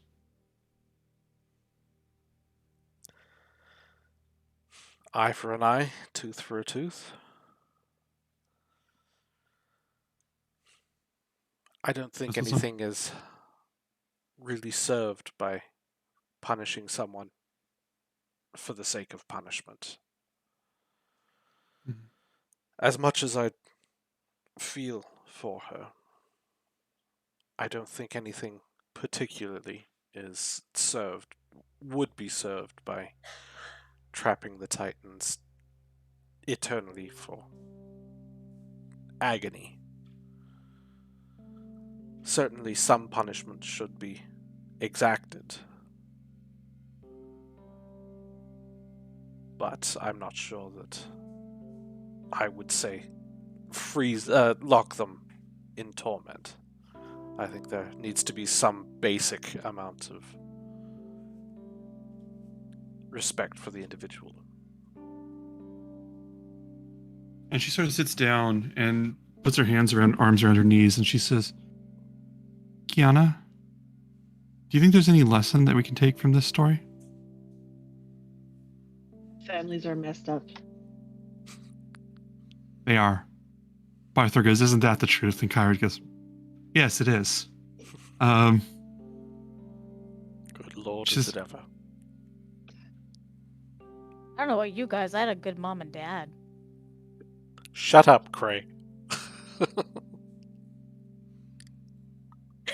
Kyra goes, I think that's what I like about stories like this.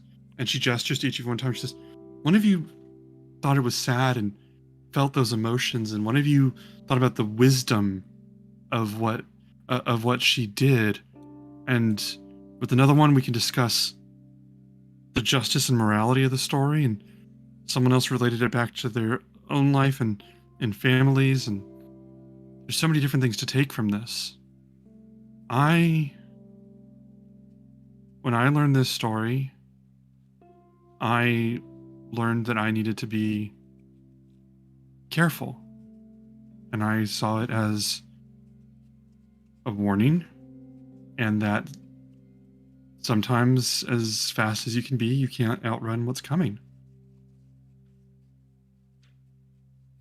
I think it's a good story because it's open to interpretation. And also, it's just a little scary. But that's the one I wanted to share with you tonight. Thank you for listening. Thank you, clap. Kyra. The next 2 days proceed without incident, bringing us to day 37. Maybe fate had decided to guide you to this island sooner. Maybe the GM rolled a really fucking boring ocean encounter and didn't want to hold you up anymore. Who's to say?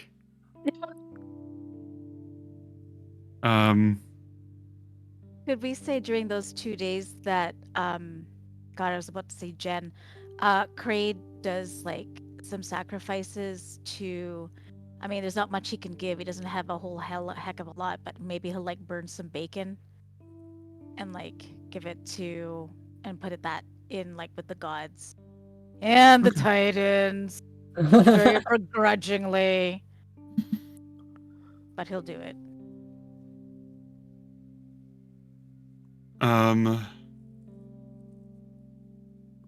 Yeah, you pay homage, and as you do, after you burn some bacon, later you feel Pythor's hand on your shoulder, and he just looks at you and just goes, good. Thanks. You want Yeah. some real bacon now? Yeah. Okay. And he just sits and eats some with you for a little bit. Show of hands, who wants to skip ahead to 2 days later? If you're hand down, I assume you have something you want to do. All right, Kiki, is there anything you want to do? Yes. So what I want to do is I would be essentially taking some trips down in the water, and I'm actually going to be gathering seaweed and like any little mollusks, like mussels, oysters, shrimps, a whole bunch of things like that. I'm gonna grab quite a shit ton of it. the seaweed, I'm gonna set myself up on deck and I'm gonna dry the seaweed and salt it to make like nice little crispy snacks. Excuse me. Nice.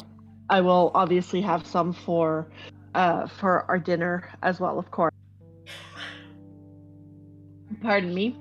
And then I will also take I don't know, I guess I'll borrow like a big metal bowl or a pot or something from the kitchen, and Mhm. I will do the same. I will do my little offering to the gods and to the titans with my little sushi rolls or whatever that I'm gonna have made. I love this. I love this. With my favorite snacks when I was growing up, and that I don't always have a chance to go and shop at the underwater market and get the fresh good stuff often. I So I love will this. have prepared that for my friends here on the ship, and then like I said, I'll take some aside, and I will definitely do my first official offering in quite a long time to each of the gods and titans of my favorite little snackies. I love this. I don't know that any of them, Kyra or Pythor, would comment on this particularly. Just not reflective of it, just sort of the flow of events. But I think this would be well received by each of them. I like this. And then I'll definitely bring a plate of it to Pythor. I want to give reals. inspiration to Cray and Kiki. You guys can both keep an inspiration. Oh, Okay. cool. Thank you. Both for the offering and also for the in-depth roleplay of how you went about it.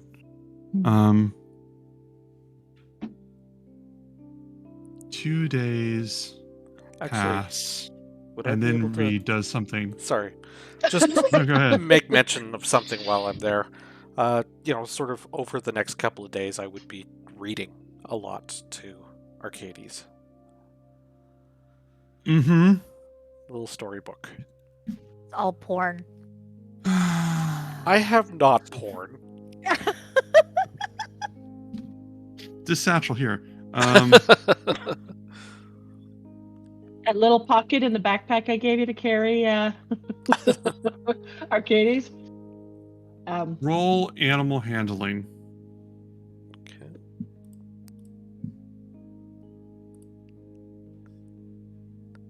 $19. Nice.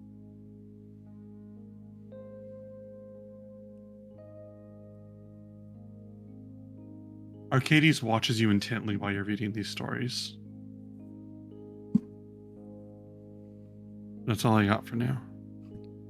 Kiki would go and listen often and just kind of lose track of time while he's reading to Arcades. But my intention was to, oh yeah, hello, don't forget your training. This is fantastic. All right. Over 2 days of planning and discussing, at some point Arena would come and collect the star medal. She would not find it funny at all that you want her to carry something so heavy. I think it's honestly only funny when she's mean.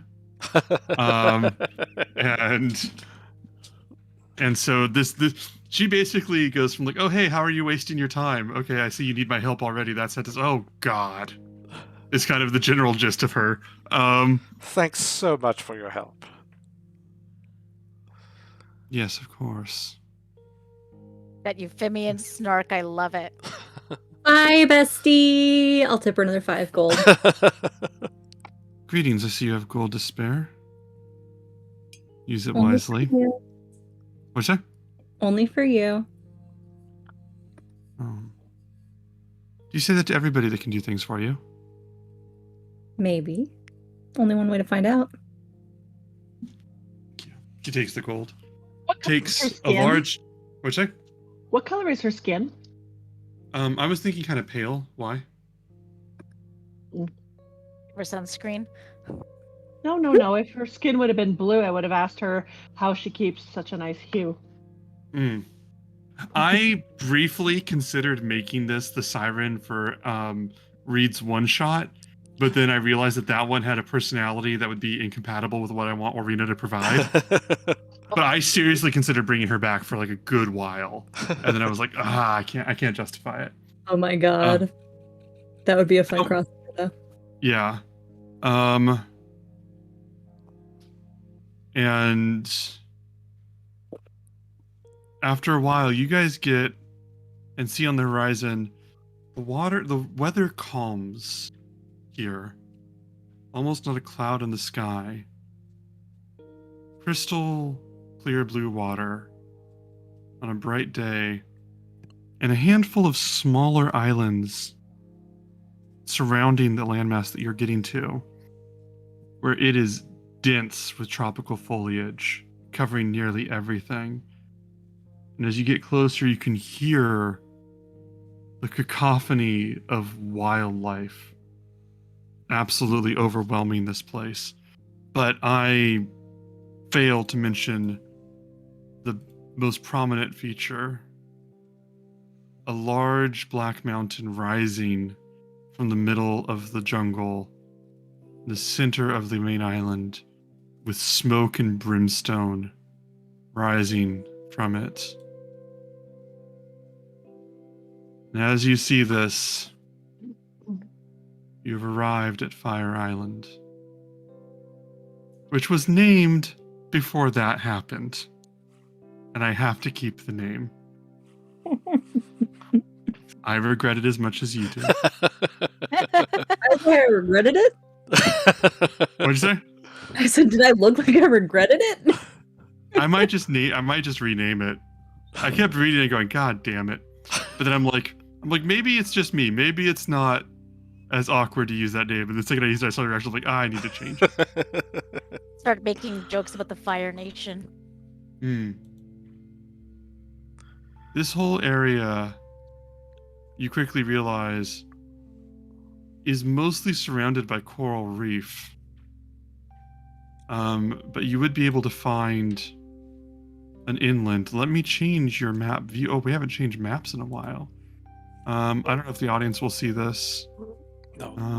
Not unless you want me to show it to them. Yeah, you can show them a peek. Okay. Ooh. Very neat. Ooh, I like it.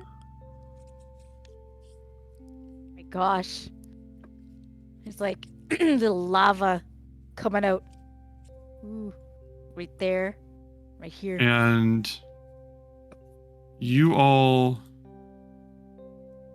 get now, as you get here, you would be able to navigate and find a place to hold on. This is not working properly. As you all get to the island, I have 2 questions for you. First, do you want to stay? Because, as you know, there is nothing obligating you to adventure on any specific island, unless you feel an obligation. You could mark this down as unlocked, and then go visit a different island. That is allowed. And my second question depends on how you answer the first question. Well, I mean, And we're here. Okay. Exactly what I was thinking. Yep. That's fair. I just want to make sure that I, touch on Make everything. sure. Right. My second question is, who are you bringing with you? Oh, on your another loadout poll. screen? Ah, damn. Let's see. So, if we're gonna be rescuing somebody who has resistance to fire, the squirrel. No. Damn You want to squirrel bring staying Chandra? behind. I mean, I don't think he's got any particular resistance to fire. Well, and he's What about... going with us. He's a tiefling, right? So wouldn't he inherently? Chandras? Let me see. Yeah, but I don't also know. he worships Lutheria, and if she trapped this person, All right. he might not help us. Yeah. Also, I don't know if we can maintain snark levels that high for that long. True. He does not have an inherent resistance to fire. Weird. Okay, so not So none of the gods, right? So None of the gods. I mean, I we can't could. live in Pythor. Pythor, Yeah. I was gonna say. There. Or what about? We haven't brought any of Quinn's crew along with us except for Dangren. Yeah, Might fuck be that worth thing. putting their usefulness to the test. And if we lose him, it doesn't really matter. Very true, actually. Yeah, let's see You're what Quinn's not actually good at. wrong. Let's sort them by order of emotional investment. Um, God. Well, what were the group that were there? There was the wizard. There was Dangren, who was like a rogue. The rogue there's slash. There was a- Calliope, Quinn, Rutger, I believe. Rutger, yeah. hmm And what was Rutger, a ranger? Let me double check. Tammy's mom going, there's nothing there but a volcano. Yeah. I kind of want Yeah. to do that. I kind of want to just be like, yeah, there's just a volcano, and just like roll to confirm it's a volcano for a couple days. Yeah, so there's Rutger, the dwarf. Rutger is it's not a specific D&D class. Basically just an accomplished veteran fighter. Okay. hmm Yeah, so there was a rogue, a wizard, and 2 fighters. So the rogue Mhm. is gone, so it's a wizard and 2 fighters. Quinn's not really a fighter. Quinn's more of the leader. Okay, then let's make Pythor. somebody Oh. like useful. I'd be happy with Pythor, actually. Yeah, That's what I was let's thinking. let him off the leash for a Father-daughter bit. bonding time. Or do we want to save him? You wanna go, I mean, I can bring him out twice. you wanna go raise some shit somewhere? I was gonna say let's save him for the dragon, but we can do both. I mean, he can come back. Yeah, he Yeah. can come with there too. I'm down. Yeah, I'm in. let's have Pythor come. Yeah, Bullbug needs a rest anyways. He's been out with us all the time. Bullbug and Kyra can babysit Arcades. That's Yeah. right. Well, I don't doesn't bring he have Arcades to with you? come? Doesn't Well, he yeah. have to Arcade- come? 14 So the out next of... for 12 out of the 14 days, you basically need to spend a long rest with him. Yeah. So if we're If this is only one day, that's not an issue. If it's going to be more than 3 days, that's a huge issue. yeah, I you. think he'll take Arcades just to not risk it. I will not gun for Arcades, but like if Euphemian gets in huge trouble, I kind of got to go with that. Just as a disclosure, do not make me hurt this dragon. Like, God forbid Euphemian gets in like some major like tussle brawl above the volcano and we're all scared on every side. So Pythor, okay, Pythor can come with you. Are you guys ready? Show of hands, you guys ready to go? Yeah. I want each of you to roll what was it? I want each of you to roll investigation checks. Ooh. Off. Wait a second. 10. Natural 1 for a 5. Boy. 13. You worried about your dragon? Natural 20 for a 20. Woohoo! All right. You Thanks, guys were all out there exploring. Callista, you're the one who first sees on the island. It's very thick and hard to navigate around here. But you see every once in a while branches cut down manually, and maybe some markings of where weapons have been used, like arrows or something like that. And then some fights. So there's some people around here, but not that many. You don't see a lot sign of any specific thing. You do hear snakes hissing in the trees. Sometimes you see small bodies of water with things moving through them, possibly crocodiles, boar, deer, other things through. When I see signs of danger and I go to warn my friends, I'm going to go ahead and cast Aid on Mhm. all 3 of them. Mhm. So that will increase y'all's hit point max by 5. Oh. So Um, it's not just temp hit points, but the max. Mm-hmm. Nice. For the next 8 Pythor- hours. Pythor's got a large axe on him that he keeps. The whole time he's walking, Pythor's got his hand on his axe, almost like he looks solemn, but almost like, is it battle time yet? Are we fighting yet? As you guys are walking through. He Pythor? talks to Allowed to help us, like, if a fight breaks out. He goes, it's a little bit of a gray area. You can just pick up Krayrin and beat the opponents with him, and then Improvised weapon. You're the tactician of the group, aren't you? I'm pretty hard-headed, so I could probably take out a few. He goes, don't worry, he goes, I might be limited in how much I can help, but I'm allowed to protect myself, so if someone attacks me, Hide behind Pythor. Okay. Strategy done. yeah. Kiki will definitely snicker at that.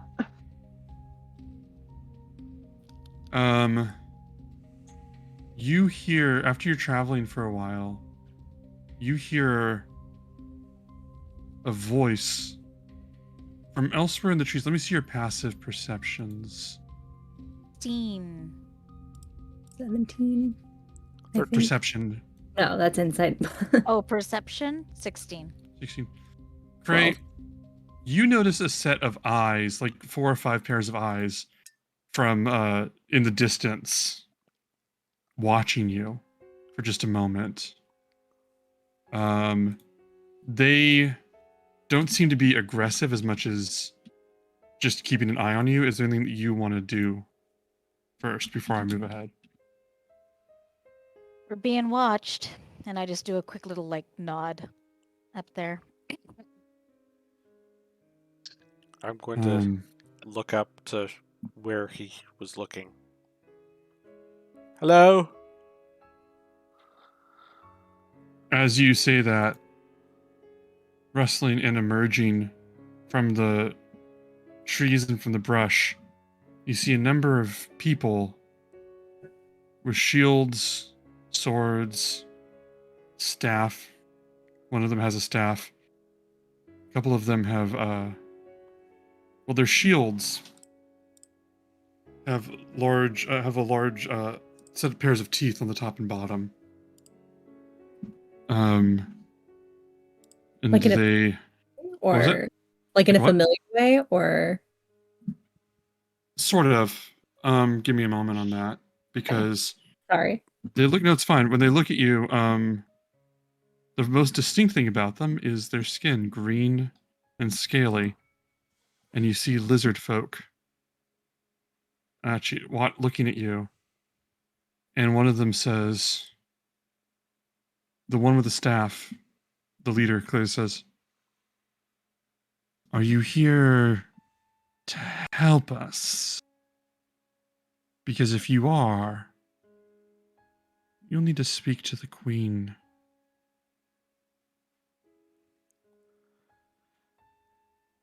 We hadn't known that there was anyone needing help here.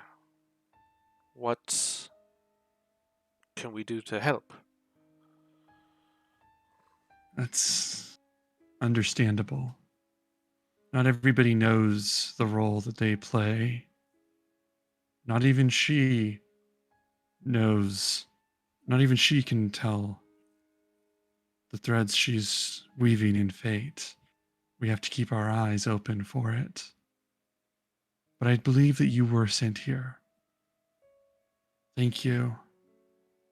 We would be glad to hear your story and how we can help one another. Would you come with us to speak with Vaitha? Please lead on. Pythor is a Vaitha. Pythor goes, Vaitha planned all of this? And he goes, no, Vaitha's the queen of our tribe. There are many tribes. The planning was done by our sleeping god queen. We'll explain more. And as they turn to lead you to Vaitha to explain the sleeping god, that is where we will end this session. Good. I love it. Good. Thank you guys for watching. Thank you for joining. I did not expect you to go to the Fire Island, and I'm going to rename it. I might call it. I'll come up with a new name. I'm thinking. Called Cinder Island. Volcano Island. I think. Frank. I'm gonna call it Chalcea's Solace. That's what I'm gonna call it. Ooh. Yeah, it's Chalcea's Solace now because I can't. Because the rich yuppies took Fire Island from me. Is there going to be a festival? Thank you all for watching. I do got to go in a minute. I got to leave a little earlier than usual this time. Feel free to follow, and we'll be back next week. We got more stories to tell. You're all beautiful. Do you guys have anything you want to say before you head out? I like this Love island a you lot better guys. than the last one. Mm-hmm. What, Mitros?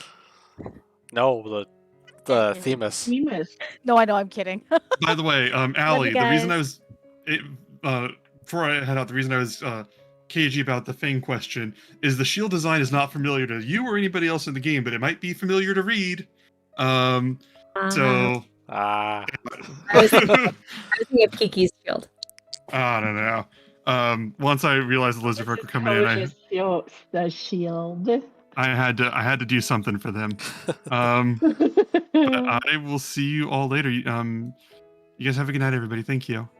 Thank you, Ben. Everybody. Thank you, Thank you, everybody. everyone. Bye. Thank you, everyone. Bye.